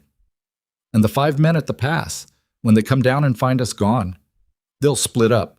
2 will go back and report, probably. The other 3 will follow the grade west." He paused. "That's what I'd do." Abigail kept her eyes on the trail and did the arithmetic of time and distance that had become her primary occupation for the last 3 days. They had a lead. The lead was not comfortable, but it was real. If they held the pace, if the mule's opinions about effort didn't become a practical obstacle, if no one's horse threw a shoe or found a hole in the trail, the mule chose this moment to stop walking. Not in distress, not in injury, just in decision. It planted its feet and stood, and the expression on its face was the expression of an animal that has temporarily reconsidered its commitments. "Hey," Abigail said. The mule did not respond. She did not kick it, because kicking a mule in a genuine standoff was a waste of both parties' time. She reached into her pack and found the last piece of hardtack she'd been saving as emergency rations, and she held it in front of the mule's face, and the mule looked at it, and then looked at her. And then, with the exquisite dignity of an animal that has decided to permit rather than to comply, began walking again. Wyatt had stopped ahead and was looking back at her. "Problem?" "We reached an understanding," she said. Hulk. They hit the Sacramento road just before noon. It was a different world from the mountain trail. Wide, well-traveled, rutted by wagon wheels and livestock drives, with the occasional rider going the opposite direction who looked at the 3 of them without particular interest and passed on. Civilization, or its nearest California approximation. Abigail felt the change in her body like a pressure releasing. Not safety, not yet, but the sense of being back in the human world, where the rules were at least theoretically in her favor. Mira Springs was marked on a rough sign nailed to a pine, 4 miles east of the road junction. They turned east, and the mule, apparently revived by the better footing, moved at a creditable pace without further negotiation. Luther Cutter was in the only boarding house in Mira Springs, which was a raw, new-looking town of perhaps 300 people built around a mill and a general store, and the particular optimism of a place that had been established recently enough that it still believed in itself. The boarding house was run by a woman named Priscilla Oakes, who had silver hair and the demeanor of someone who ran a clean operation and expected others to keep it that way. And she looked at Abigail's bandaged hand and trail-ravaged appearance and simply said, "Room 2 is available if you need to wash first." Luther Cutter was in the dining room. She'd half expected him to be smaller in person than in memory, the way people often were when you'd built them up in your mind over the course of a very bad 3 days. He was the same as she remembered, a compact, precise man in his late 40s with ink-stained fingers and a habit of touching his jacket pocket, which was where she imagined he kept the document, constantly checking that it was still there. He stood up when she came in, and something in his face did a complicated thing. Relief and guilt arriving at the same moment, fighting briefly for precedence. "Abigail," he said. "Luther," she said. "Where is it?" He reached into his jacket pocket and put a folded document on the table between them. She sat down and read it. She read it slowly, all the way through, even the parts that were purely formal and legal and dry, because she wasn't going to skim a document that had cost her 3 days on a mountain. The room was quiet. Wyatt and Tom Deakins had found chairs at the next table and were drinking coffee with the focused appreciation of men who have not had coffee in several days. The original will was everything Luther had said it was. Harold's handwriting, real this time, the letters irregular and a little cramped the way Harold's actual writing always was, giving the house, the store, the accounts, and all associated property to Abigail Jane Boone, solely and without condition. Witnessed by Luther Cutter. Dated 14 months before Harold's death. She put it down. He trusted you to witness it and didn't tell me it existed, she said. Luther had the decency to hold her gaze. He was going to tell you. He said he wanted to wait until the store had a better year. I don't know why. I think he was embarrassed that it had taken him so long to do it. He paused. When he died and Silas produced the other document, I panicked. I knew what I had and I knew what it meant. And I also knew what Silas was, and He stopped. I should have stayed. Yes, she said. You should have.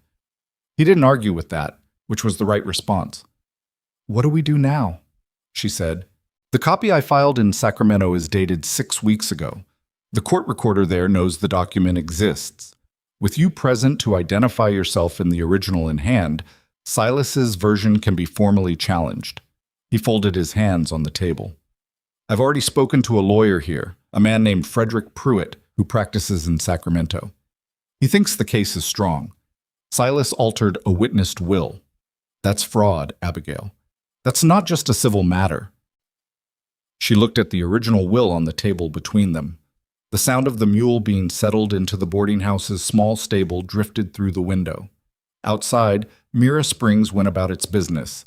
Someone hammering something, a wagon on the road, a child's voice. The ordinary sounds of a world that had been continuing without her while she crossed a mountain. When can we reach Sacramento? She asked. Day's ride, Luther said. Maybe a day and a half. She looked at Wyatt. He was watching her over his coffee cup with that straight, steady attention that she'd come to understand was just how he paid attention to things. Completely, without performing it. Can you give us a day? She asked Luther. We need to rest and eat and sleep in a bed, and then we go to Sacramento. Luther nodded. I've been waiting a year and a half. I can wait one more day. She slept for 11 hours. When she woke, the room was full of afternoon light, and her body had apparently conducted a full inventory while she was unconscious and was now presenting the results in specific, unhelpful detail. The heel was angrier than it had been the day before, which was the nature of blisters. They delayed their real complaint. Her shoulders had formed an opinion about the rock climb that had not fully expressed itself until now. Her right hand's knuckle had stiffened around the scab. She lay in the bed and looked at the ceiling of Priscilla Oakes's boarding house and thought, I am in California. I am alive. I have the document. It didn't feel like triumph. It felt like the moment after a long-held breath when you haven't yet decided what the next breath is going to be.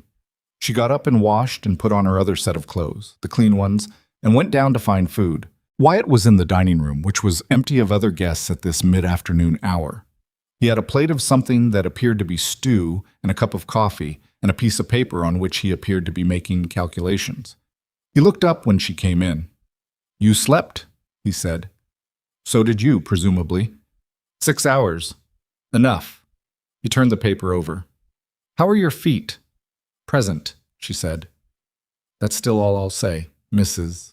Oakes appeared and produced stew and coffee without being asked, which Abigail appreciated. She ate in a silence that was comfortable in the particular way of silences between people who have been through something together and don't need to reconstruct it in words. After a while, she said, What were you calculating? Wyatt turned the paper back over. What work costs versus what it earns in Sacramento versus further north? He looked at it. I'm a builder. Carpenter, mostly. Some stonework. Sacramento's growing fast. There's construction work there. Good work. Steady. I know a man there from the railroad survey who went into contracting. He paused. I was thinking about whether to go back to Nevada after this or stay in California. She looked at her coffee cup. Outside, the afternoon had gone golden and long. The light that October got in this part of the world that was completely different from Nevada's light. Softer, more willing. What did you decide? She said. I haven't yet. He folded the paper and put it in his jacket. What about you? When this is settled, if it gets settled, what do you do? She had been thinking about this, in the hours she'd been awake on the mountain, in the cabin, on the mule. Not obsessively, but steadily, the way she thought about inventory and accounts, taking stock of what was real. I'm not going back to Red Basin, she said. Even if the will is upheld, even if I legally own the store, I'm not going back to a town where everyone watched Silas Boone take everything I had and decided it wasn't their fight. She said it without heat. I spent 6 years being invisible there. I'd rather start over somewhere I can be seen. Sacramento, he said. Sacramento. Or somewhere. She wrapped her hands around the coffee cup. I can sew. I can keep books. I know how to run a dry goods operation from the floor to the accounts. And I know... She stopped. Tried to say it without making it sound like more than it was. I know what I'm worth. I didn't always. Or I knew, but I let other people's estimates matter more than mine. I'm done with that. Wyatt looked at her for a moment in the quiet of the afternoon dining room. That's a different woman than the one sitting on the step in Red Basin 2 days ago. 3 days ago, she said. And I don't know if it's a different woman. I think it might be the same woman with fewer people telling her to sit down. He was quiet for a moment, then, I meant what I said, about staying in California. I think it might be time to stay in one place. She understood what he was saying and what he wasn't saying, and she looked at the table for a moment and then looked at him. I appreciate you, Wyatt, she said. I mean that. What you did. Coming with Luther's letter, coming with me, the mountain. I won't forget that. I know, he said. And I don't want to. She stopped because she was not used to having this kind of conversation and was not certain she was having it right. I don't know what I'm building next. I don't know what Sacramento looks like for me. I know I need to stand in my own life for a while before I stand in someone else's. He nodded. Not hurt. Not performing acceptance of something difficult. Just nodding. That's a fair answer. Is it enough of an answer? He looked at her directly. It's an honest answer. That's better than enough. He picked up his coffee. I'll be around. I'm not going anywhere in a hurry. A pause. That's a first, actually. She felt something loosen in her chest that she hadn't known was tight, and she picked up her own coffee, and they sat in the afternoon light in Priscilla Oakes's dining room while the town of Mira Springs went on outside, and everything that was going to happen next waited with unusual patience to be discovered. Sacramento took a day and a half at the pace their horses could manage. They arrived on a Thursday, which Abigail registered with a distant sense of irony because Thursday was the day the Red Basin Ladies' Sewing Circle met, which she had attended every other week for 4 years, and which had never, in 4 years, acknowledged that she did the best actual work of anyone in the room. The city was not what she had expected, though she couldn't have said precisely what she'd expected. Bigger than Red Basin, obviously, but bigger in a particular California way. Sprawling and raw and half-constructed. Buildings going up beside buildings not yet finished beside buildings already looking tired.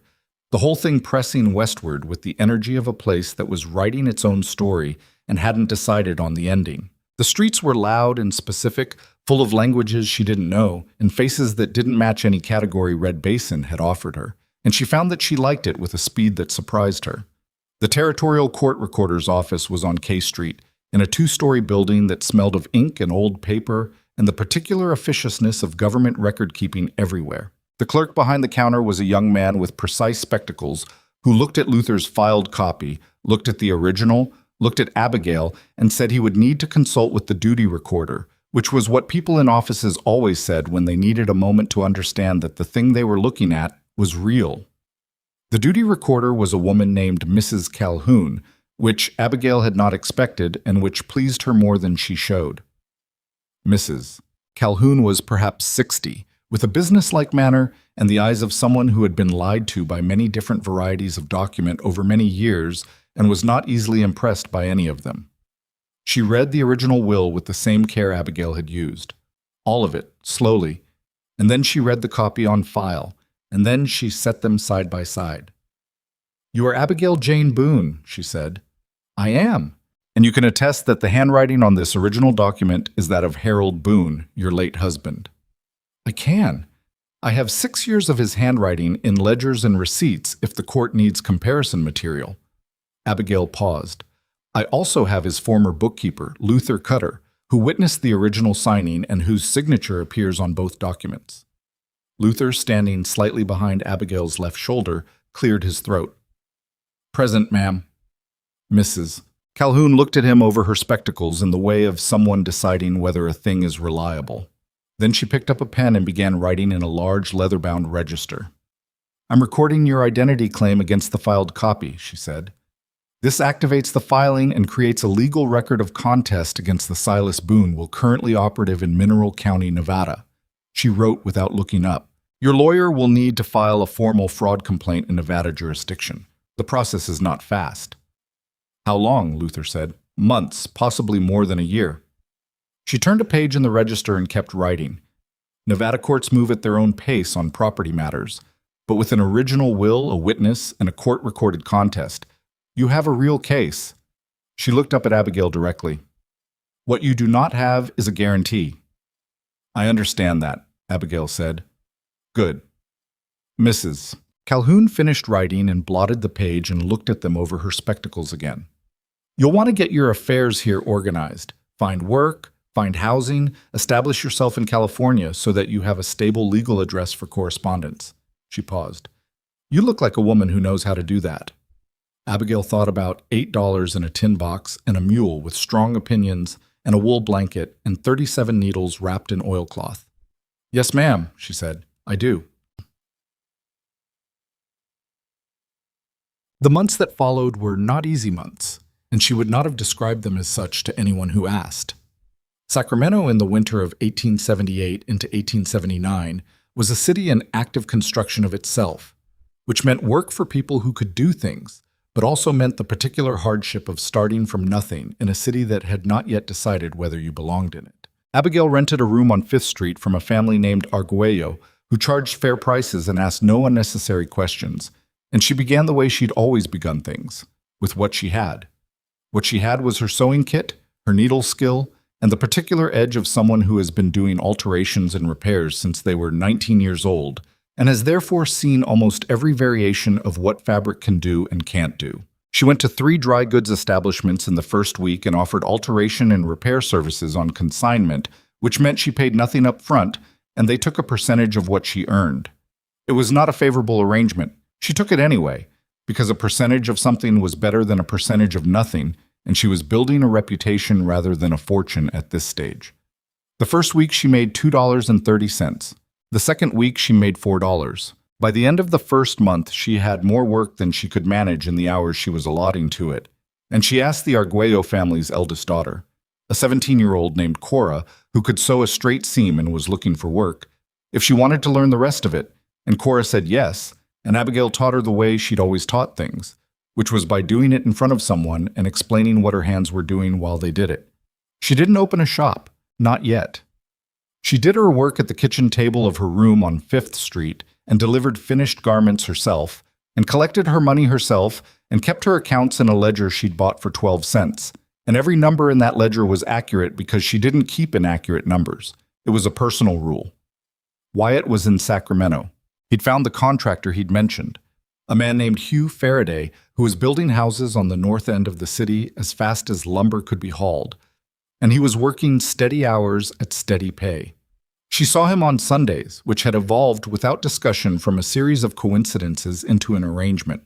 They ate together, usually at a lunch counter near the market where the food was plain and sufficient, and they talked about the week and the work and the city, and sometimes they didn't talk about anything in particular, which was equally fine. She didn't think about what it was for a while. It was useful not to think about it because she had a great deal of other things to think about.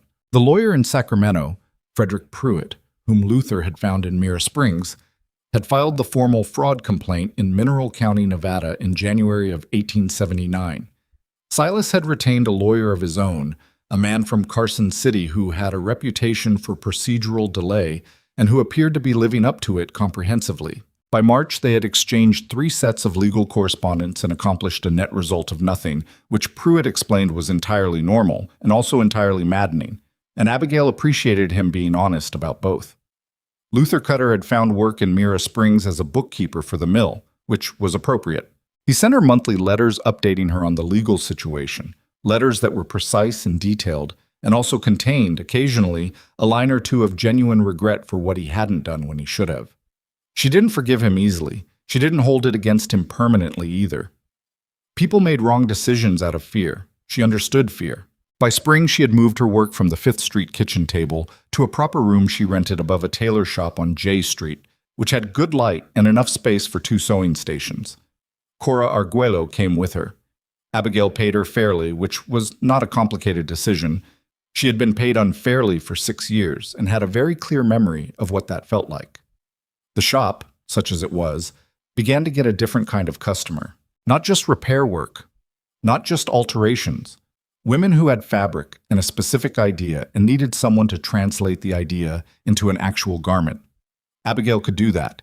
She could look at a woman standing in front of her and see not just the measurements, but the specific way the woman's body moved and held itself. And she could build a garment around that reality rather than around some theoretical version of what the woman should be. It turned out there was a substantial market for that kind of scene. She also found, somewhat to her own surprise, that she was good at the part that wasn't sewing. The part where a woman came in uncertain and left certain. The part where you listened to what someone said they wanted and heard also what they weren't saying, and found the thing that answered both. She didn't have a name for that skill, she just did it. By summer, the rent from the J Street room was being paid 3 weeks in advance. One Sunday in June, she and Wyatt were eating at their lunch counter near the market when he said, without particular lead-up, "Faraday offered me foreman. Did you take it?" I told him I'd think about it. He turned his cup in his hands. It means staying, committing to the city for a real stretch of time. She looked at the street outside, which was doing its Saturday business with the particular energy of a city that had not yet gotten tired of itself. She had been in Sacramento 7 months. She had a business that paid its rent. She had a room of her own and a ledger with accurate numbers and a lawyer in Nevada who wrote her every 2 weeks with the progress of a case that was moving like a river in a dry year, technically flowing, direction uncertain. "Are you asking me something?" she said. He looked at her. Maybe. She thought about what she'd said in Mira Springs, that she needed to stand in her own life for a while. She'd been doing that. She'd been doing it well, and it had been the right thing, and she was not done with it. But standing in your own life didn't mean standing alone necessarily. She'd figured that out in approximately February, lying awake at the Arguello house listening to 5th Street, and she'd filed it away to consider properly later. Later appeared to be now. "Take the foreman job," she said. "You're good at building things, and staying in one place is different from being trapped in one place." He looked at her carefully. "Is that all you're saying?" "No," she said. "But the rest of it can wait until I'm not eating soup." He made that sound that was almost a laugh, the one she'd first heard on a cold night in a Nevada mountain cabin, and this time it was more than almost. She looked at her soup and then at the street and thought about a dry goods store in a town that hadn't deserved her. Thought about the note under the salt cellar. Thought about the roan mare whose lead she'd tied loosely enough to pull free, and whether the mare had found her way down the mountain and who had found her and whether they'd understood that the loose tying was intentional. She thought about the broken tooth notch at the top of the Sierra Nevada and the moment she'd stood there with wind driving sleet into her face and California opening out below, like an answer to a question she'd been asking for years without knowing it was a question. The soup was good. The street was loud and alive. The man across from her was watching her with the straightforward attention of someone who had decided something and was waiting without anxiety for the world to catch up. She finished her soup and told him the rest of what she was saying, and the lunch counter was busy, and no one paid them any particular attention. And outside in Sacramento, the summer continued with complete indifference to the fact that 2 people were sitting at a lunch counter on a Sunday in June, deciding, quietly and imperfectly and without any ceremony whatsoever, that some things were worth building together. The letter from Frederick Pruitt arrived on a Wednesday morning in September of 1881, 3 years after Abigail had walked out of Red Basin with $8 and a wool blanket, and the particular conviction of a woman who had run out of other options. She was at the J Street shop when Cora brought it in, and she recognized Pruitt's handwriting on the envelope and set down the seam she was finishing and opened it with the small silver letter knife she kept on the work table. because she had learned over the past 3 years that legal correspondence from Frederick Pruitt deserved to be opened properly rather than torn at. She read it standing up. Silas Boone had died in July. A stroke, according to the Mineral County record that Pruitt had obtained. He had died in the house on Mineral Road. Her house, Harold's house, the house she had painted herself and fitted with window boxes. And he had died, apparently, in the process of fighting a legal case that had been going badly for him for 18 months. The Nevada Territorial Court had ruled the following month. The forged will was formally invalidated. The fraud finding was entered into the county record. Silas's estate, what remained of it after his legal expenses, which had apparently been considerable, was legally required to restore the property to Abigail Jane Boone as Harold's rightful heir in accordance with the original witnessed will.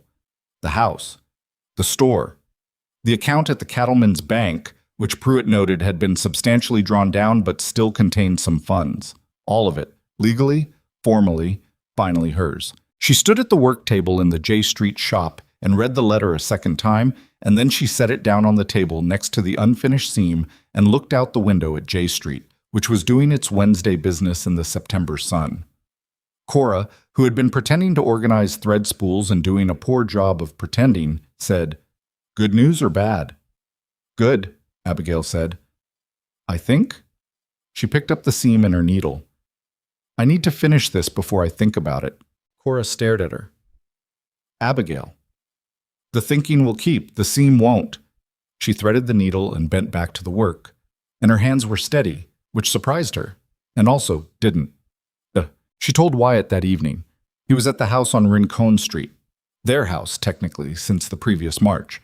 A modest two-story that Wyatt had spent 4 months renovating in his spare time, and that had been renovated with the particular attention of someone who understood what a house needed to do for the people living in it. He'd asked her what she wanted in a kitchen, which no one had ever asked her before, and she'd told him, and he'd built it that way, and she thought about that sometimes. The simple fact of being asked. He read Pruitt's letter at the kitchen table, the same way she'd read it, all the way through without rushing. Then he set it down. "How do you feel?" he said. She'd been turning that question over since the shop, examining it from different angles, the way she examined a piece of fabric, looking for where it pulled wrong, where it lay true. "I feel like it happened too late," she said, "and I feel relieved, and I feel—" She paused. "I feel like I want to see it clearly rather than the way I want to feel it." He waited. He was good at waiting. "The store is there," she said. "The house is there. The court says they're mine. Silas is dead and the fraud is on record, and in 3 years of legal work, Frederick Pruitt has done what he said he'd try to do." She looked at the letter on the table. "And I'm here. And here is—" She looked around the kitchen that he'd built to her specifications, with the window over the worktop that got the morning light, and through the doorway the front room where her sewing machine sat under dust covers at night and ran during the day, and upstairs a bedroom that was hers in a way no room in Red Basin had ever quite managed to be. "Here is something I made. That we made." Wyatt looked at her steadily. "You're not going back." "No," she said. "I'm not going back." He nodded once. Not relieved. He hadn't been anxious about it, she realized. He'd known. He knew her well enough by now to have known, and the question had been more a formality than an inquiry, giving her the space to say the thing out loud so she could hear it herself. "What do you want to do about the property?" he said. She'd been thinking about that too all afternoon, between seams and customers, and the ordinary forward movement of a Wednesday that had turned out to be a more significant Wednesday than it had looked in the morning. "Sell it," she said. "Have Pruitt manage the sale and put the proceeds into the business account." She paused. "Not the Cattleman's Bank account. Something here in California. Something in my name." "That's straightforward enough. There's one other thing." She picked up the letter and folded it along Pruitt's original lines. "Margaret Fenn. She still runs the boarding house in Red Basin. She's been writing to me the past 1.5 years. Did I tell you that?" "You mentioned it." "She wrote when the Nevada court ruling came through. She wanted me to know that people in town had been," she used the word shamed, "when it became clear what Silas had done, when Pruitt's complaint became public record and people understood what they'd watched happen." Abigail set the letter down. "She said Sheriff Pruitt resigned. She said it without much comment, just stated it. I don't know what to do with that. Wyatt was quiet for a moment. What do you want to do with it? Nothing, exactly.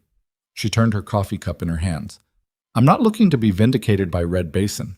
I stopped needing that from them a long time ago. But Margaret wasn't a villain. She was afraid, and she let fear decide for her, which is something I understand even when it cost me. She paused. I thought I might write her back, tell her the property is selling, tell her I'm well, not forgiveness exactly, just an acknowledgement that things happened and now they're settling.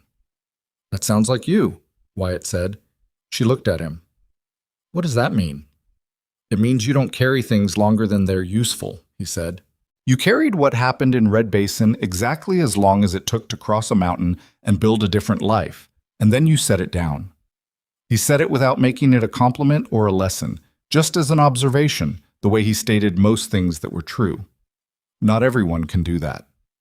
She thought about Silas Boone, who had apparently spent the last 3 years of his life fighting a legal case and losing and then dying in a house he'd stolen. She thought about what it costs a person to hold on to the wrong things, the energy it takes, the years it consumes, the way it shapes you around the absence of what you're gripping instead of around what's actually in your hands. He spent everything trying to keep what he'd taken, she said, and I spent the same time building what I didn't have yet.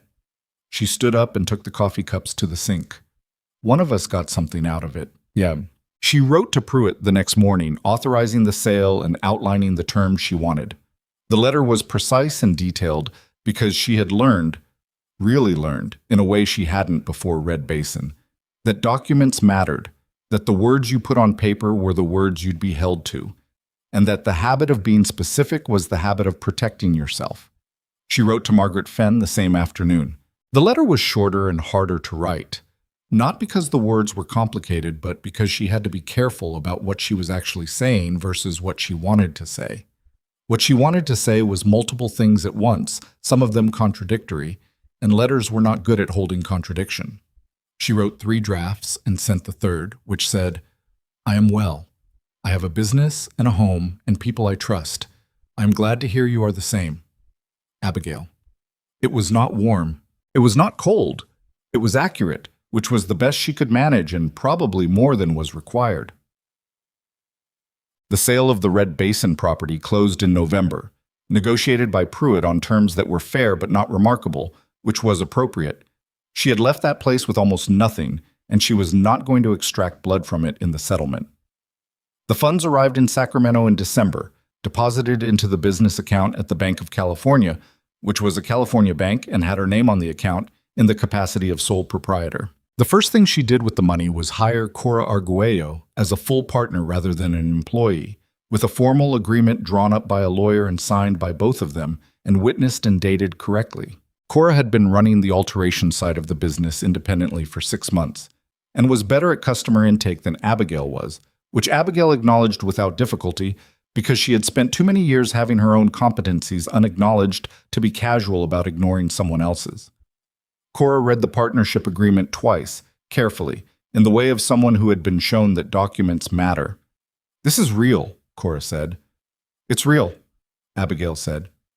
Sign it. Cora signed it, and then looked up with the expression of someone who has just become something they hadn't been before. She was 20 years old. She had started as a girl who could sew a straight seam and become, in 2 years, a woman who could run a shop. Abigail had watched it happen and had tried to facilitate it without managing it, which was a distinction that mattered. The second thing she did with the money was lease the storefront below the J Street workroom, which had become available in October and which she had been watching with calculation for 2 months. It doubled their floor space and gave them a real entrance on the street instead of the side stairs she'd been directing customers up for 3 years. She spent 6 weeks doing the internal work herself with Wyatt's help on weekends, painting, building out display fixtures, a proper cutting table, shelves for the bolt fabric she'd decided to start carrying alongside the service work. She lettered the sign herself, spent 2 evenings getting the proportions right on paper before she touched the glass. The letters were clean and even, and the sign read, Boone and Arguello, Dressmaking and Alterations. She stood on J Street the morning they hung it and looked at it for a long time. Not with sentiment, exactly, More the way you look at a thing you've been building for a while when it's finally the shape you intended, with the particular satisfaction of someone who knew what the materials cost. Wyatt was standing beside her. He'd helped hang the sign and had a paint smear on his forearm that he hadn't noticed. "You're keeping Boone," he said. Not a question, not a challenge, just noting it. "It's my name," she said. "I came into California with that name and I built this with that name, and I'm not changing it to erase something Silas did." She paused. Besides, Harold wasn't Silas. Harold was a man who tried to do the right thing too late and did it badly, which is a different thing. She looked at the sign. "I keep the name because it's mine. Everything I did under that name, I did. He doesn't get to take that from me too." Wyatt looked at the sign, and then at her, with that straight attention that still meant the same thing it had always meant, that he was actually looking, not performing looking. "Fair enough," he said.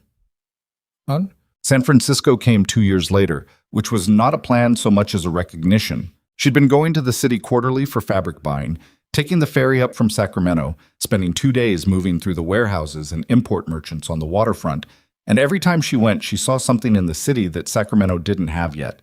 A particular density of women with money and taste, and the specific need that comes from living in a city that is performing sophistication at a level that outpaces its supply of people who can actually execute it. Sacramento had been right for building. San Francisco was right for the next thing.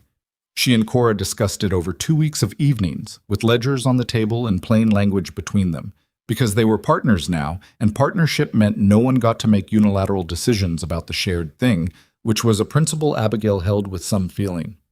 Cora wanted to stay in Sacramento. Her family was there, and she was engaged to be married to a young man who worked for the railroad, and her life was built into the city in the specific way of a person who belongs to a place. "Then you keep the J Street shop," Abigail said. Cora looked at her. "You'd let me buy you out?"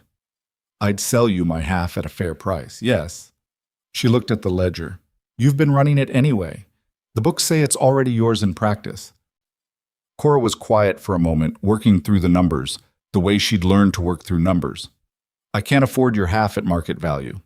"I know, so we arrange a payment structure over 3 years, with interest that doesn't insult either of us, and you sign the note, and we have it witnessed and dated." She looked at Cora directly. "I know what it's worth to have someone believe the numbers are real before you do. I'm not doing you a favor. I'm making a reasonable business arrangement with someone I trust." Cora looked down at the ledger and then back up. Her eyes were doing something that she was working to keep controlled, and Abigail let her work it out and didn't comment because some moments need space and not narration. "All right," Cora said. "All right." "Yes." They had the note drawn up by the same lawyer who'd done the partnership agreement. It was signed and witnessed and dated correctly, and Abigail kept her copy in the fireproof box she'd bought specifically for documents, because she was the kind of woman who bought a fireproof box for documents, and she had no irony about that at all. San Francisco was the largest city Abigail had ever lived in, and for the first month it was simply overwhelming in the way of a thing that is too big to understand all at once. She had a rented workroom on Sutter Street and a list of fabric contacts from the Sacramento waterfront merchants and the particular determination of someone who had started over before and knew which part of starting over was the hardest. Not the beginning, but the middle. The weeks between the beginning and the moment when the thing starts to hold its own weight. Wyatt came with her.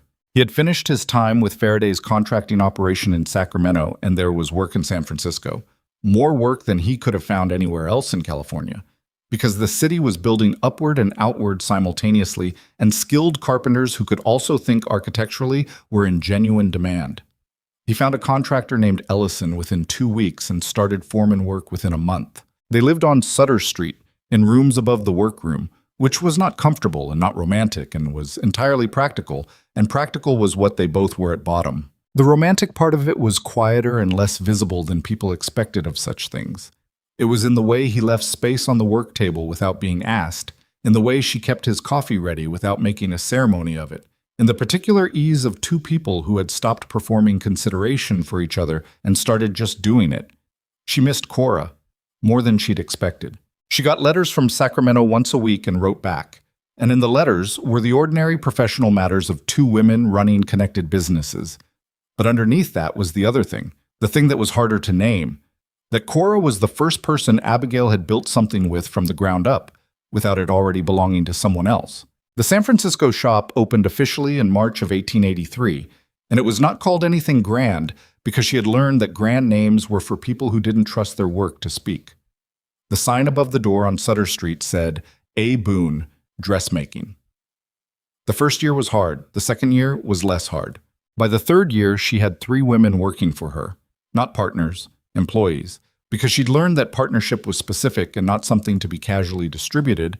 It was something you built toward, and a client list that had grown by word of mouth in the way of all good things, which is slowly and then suddenly. San Francisco in the 1880s was a city of performances, of people presenting themselves in the language of clothes, and Abigail had a gift that she now understood clearly and without false modesty.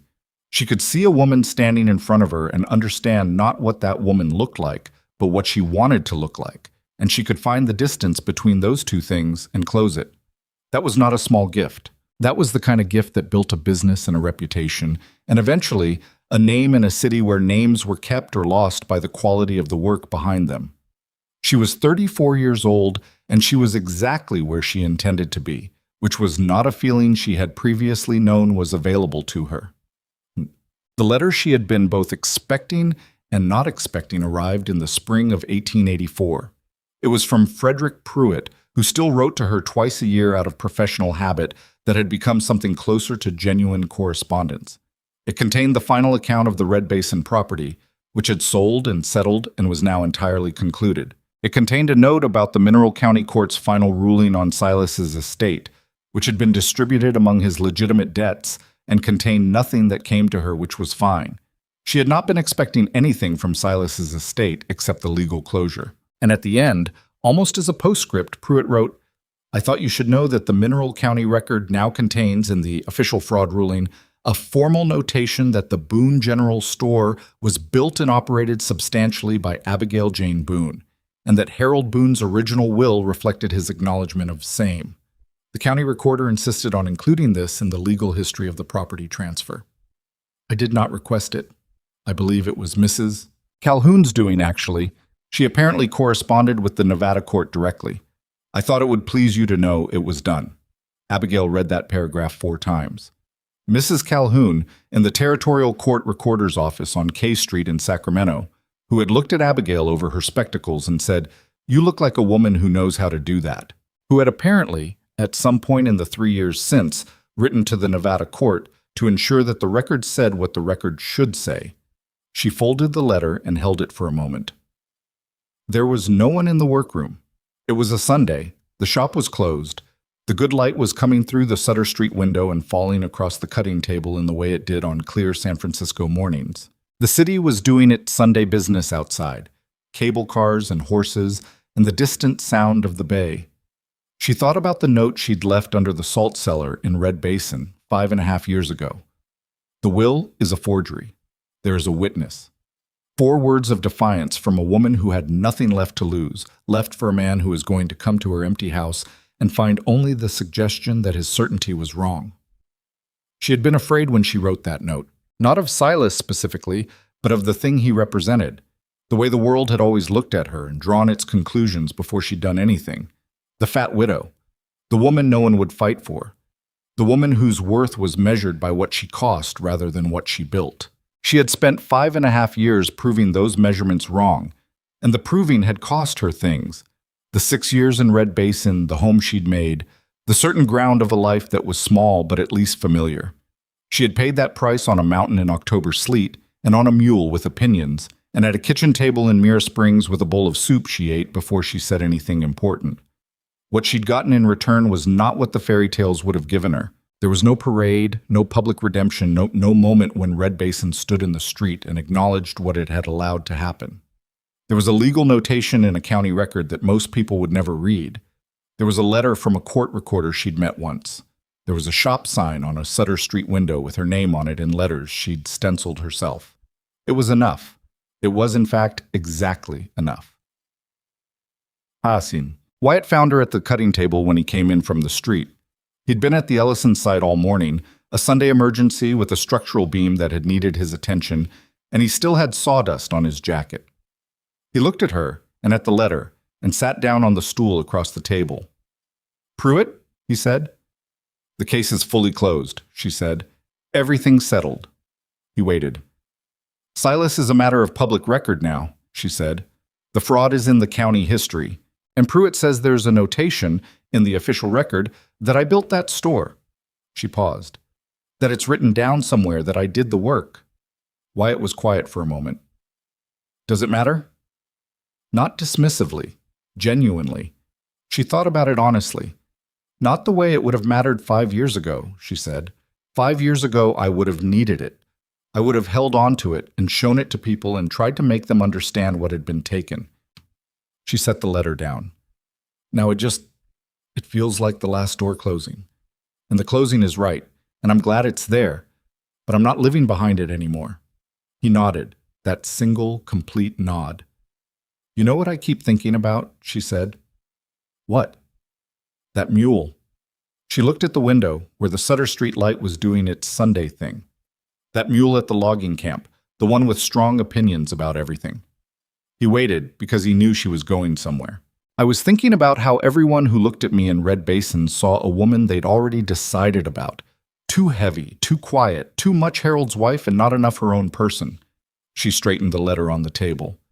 "And I think about how I got to Sacramento on that mule's back, because the mule didn't care what I looked like or who I'd been married to or what a county thought I was worth. I brought food, the mule moved, and we got there." She looked at him. "That's the whole of it, really. You show up with what you have and you keep moving." Wyatt looked at her for a long moment. He had the sawdust on his jacket and the particular tiredness of a man who'd been up since 5 on a structural problem, and he looked at her the way he had always looked at her. Like someone doing an honest accounting of a thing they found genuinely interesting. "You became someone different," he said, "since Red Basin." "I became someone I already was," she said. "There's a difference." He considered that. "Fair point." She stood and went to the window and looked out at Sutter Street. A woman was walking below with a small child, both of them dressed in their Sunday clothes, the child pulling against the hand that held it. 2 men were arguing cheerfully outside the coffee shop across the street. A cable car went past with its particular mechanical complaint. She thought about the girl in Red Basin, 29 years old, in a black dress that didn't fit right, sitting on a step in the dark while a town slept around her and wrote her off. That woman had $8 and a tin box, and the conviction that all 3 of her options were equally ruinous. That woman had almost decided not to get on the horse. She was glad that woman had gotten on the horse. She was glad she'd been stubborn about the mule. She was glad about a great many things that had been, in the moment of their happening, only frightening. That was the thing about a life. You couldn't see its shape from inside the middle of it. You couldn't know, sitting on the step in the dark, that the stranger coming down the road was the beginning of something rather than one more complication. You couldn't know that the mountain you were terrified of crossing would become the thing you thought about with something approaching affection. The place where you'd found out what you were made of when no one was looking and there was no audience to perform for. You just had to keep moving. That was the whole secret, as far as she could tell. You kept moving and you brought what you had and you paid attention to the details because the details were where the real work lived, and you didn't let anyone else's estimate of your worth become the number you worked from. She turned from the window. "I want to expand the back workroom," she said. "I've been looking at the space and I think we can take in the storage room on the east side and add 2 more stations. The demand is there." Wyatt looked at her for a half second in the way of someone shifting registers from the personal to the practical. And then he was already there, already thinking about it. "The east wall is load-bearing. I'd need to look at what's above it before we do anything. Can you look this week?" "Tuesday," he said. "I'll come by Tuesday." "Good." She went to the cutting table and picked up the project she'd been working on before Pruitt's letter arrived, a walking suit for a client who was very specific about the drape of the jacket panel, and rightly so, because the drape was the whole thing with that cut. She sat down, picked up her chalk, and found the line. Behind her, Wyatt stood up and went to look at the east wall the way he always went at structural problems, with his hands reading the building. The Sunday light came through the window. Outside, San Francisco was loud and alive, and entirely unaware of the woman sitting at the cutting table who had arrived in it with nothing and made it hers. Abigail Jane Boone bent over her work, and drew the line exactly where it needed to go. She had learned over 5 years, and a mountain, and a mule, and a legal case that moved like cold water, that the women everyone underestimated were often the most dangerous ones in the room. Not because they were angry, though sometimes they were, but because they had been forced to learn the difference between what they were told they were worth and what they actually were. And once a woman learns that difference, truly learns it in her body and her hands and her work, there is almost nothing that can put her back in the smaller space. The seam held. The chalk line was true. She kept going.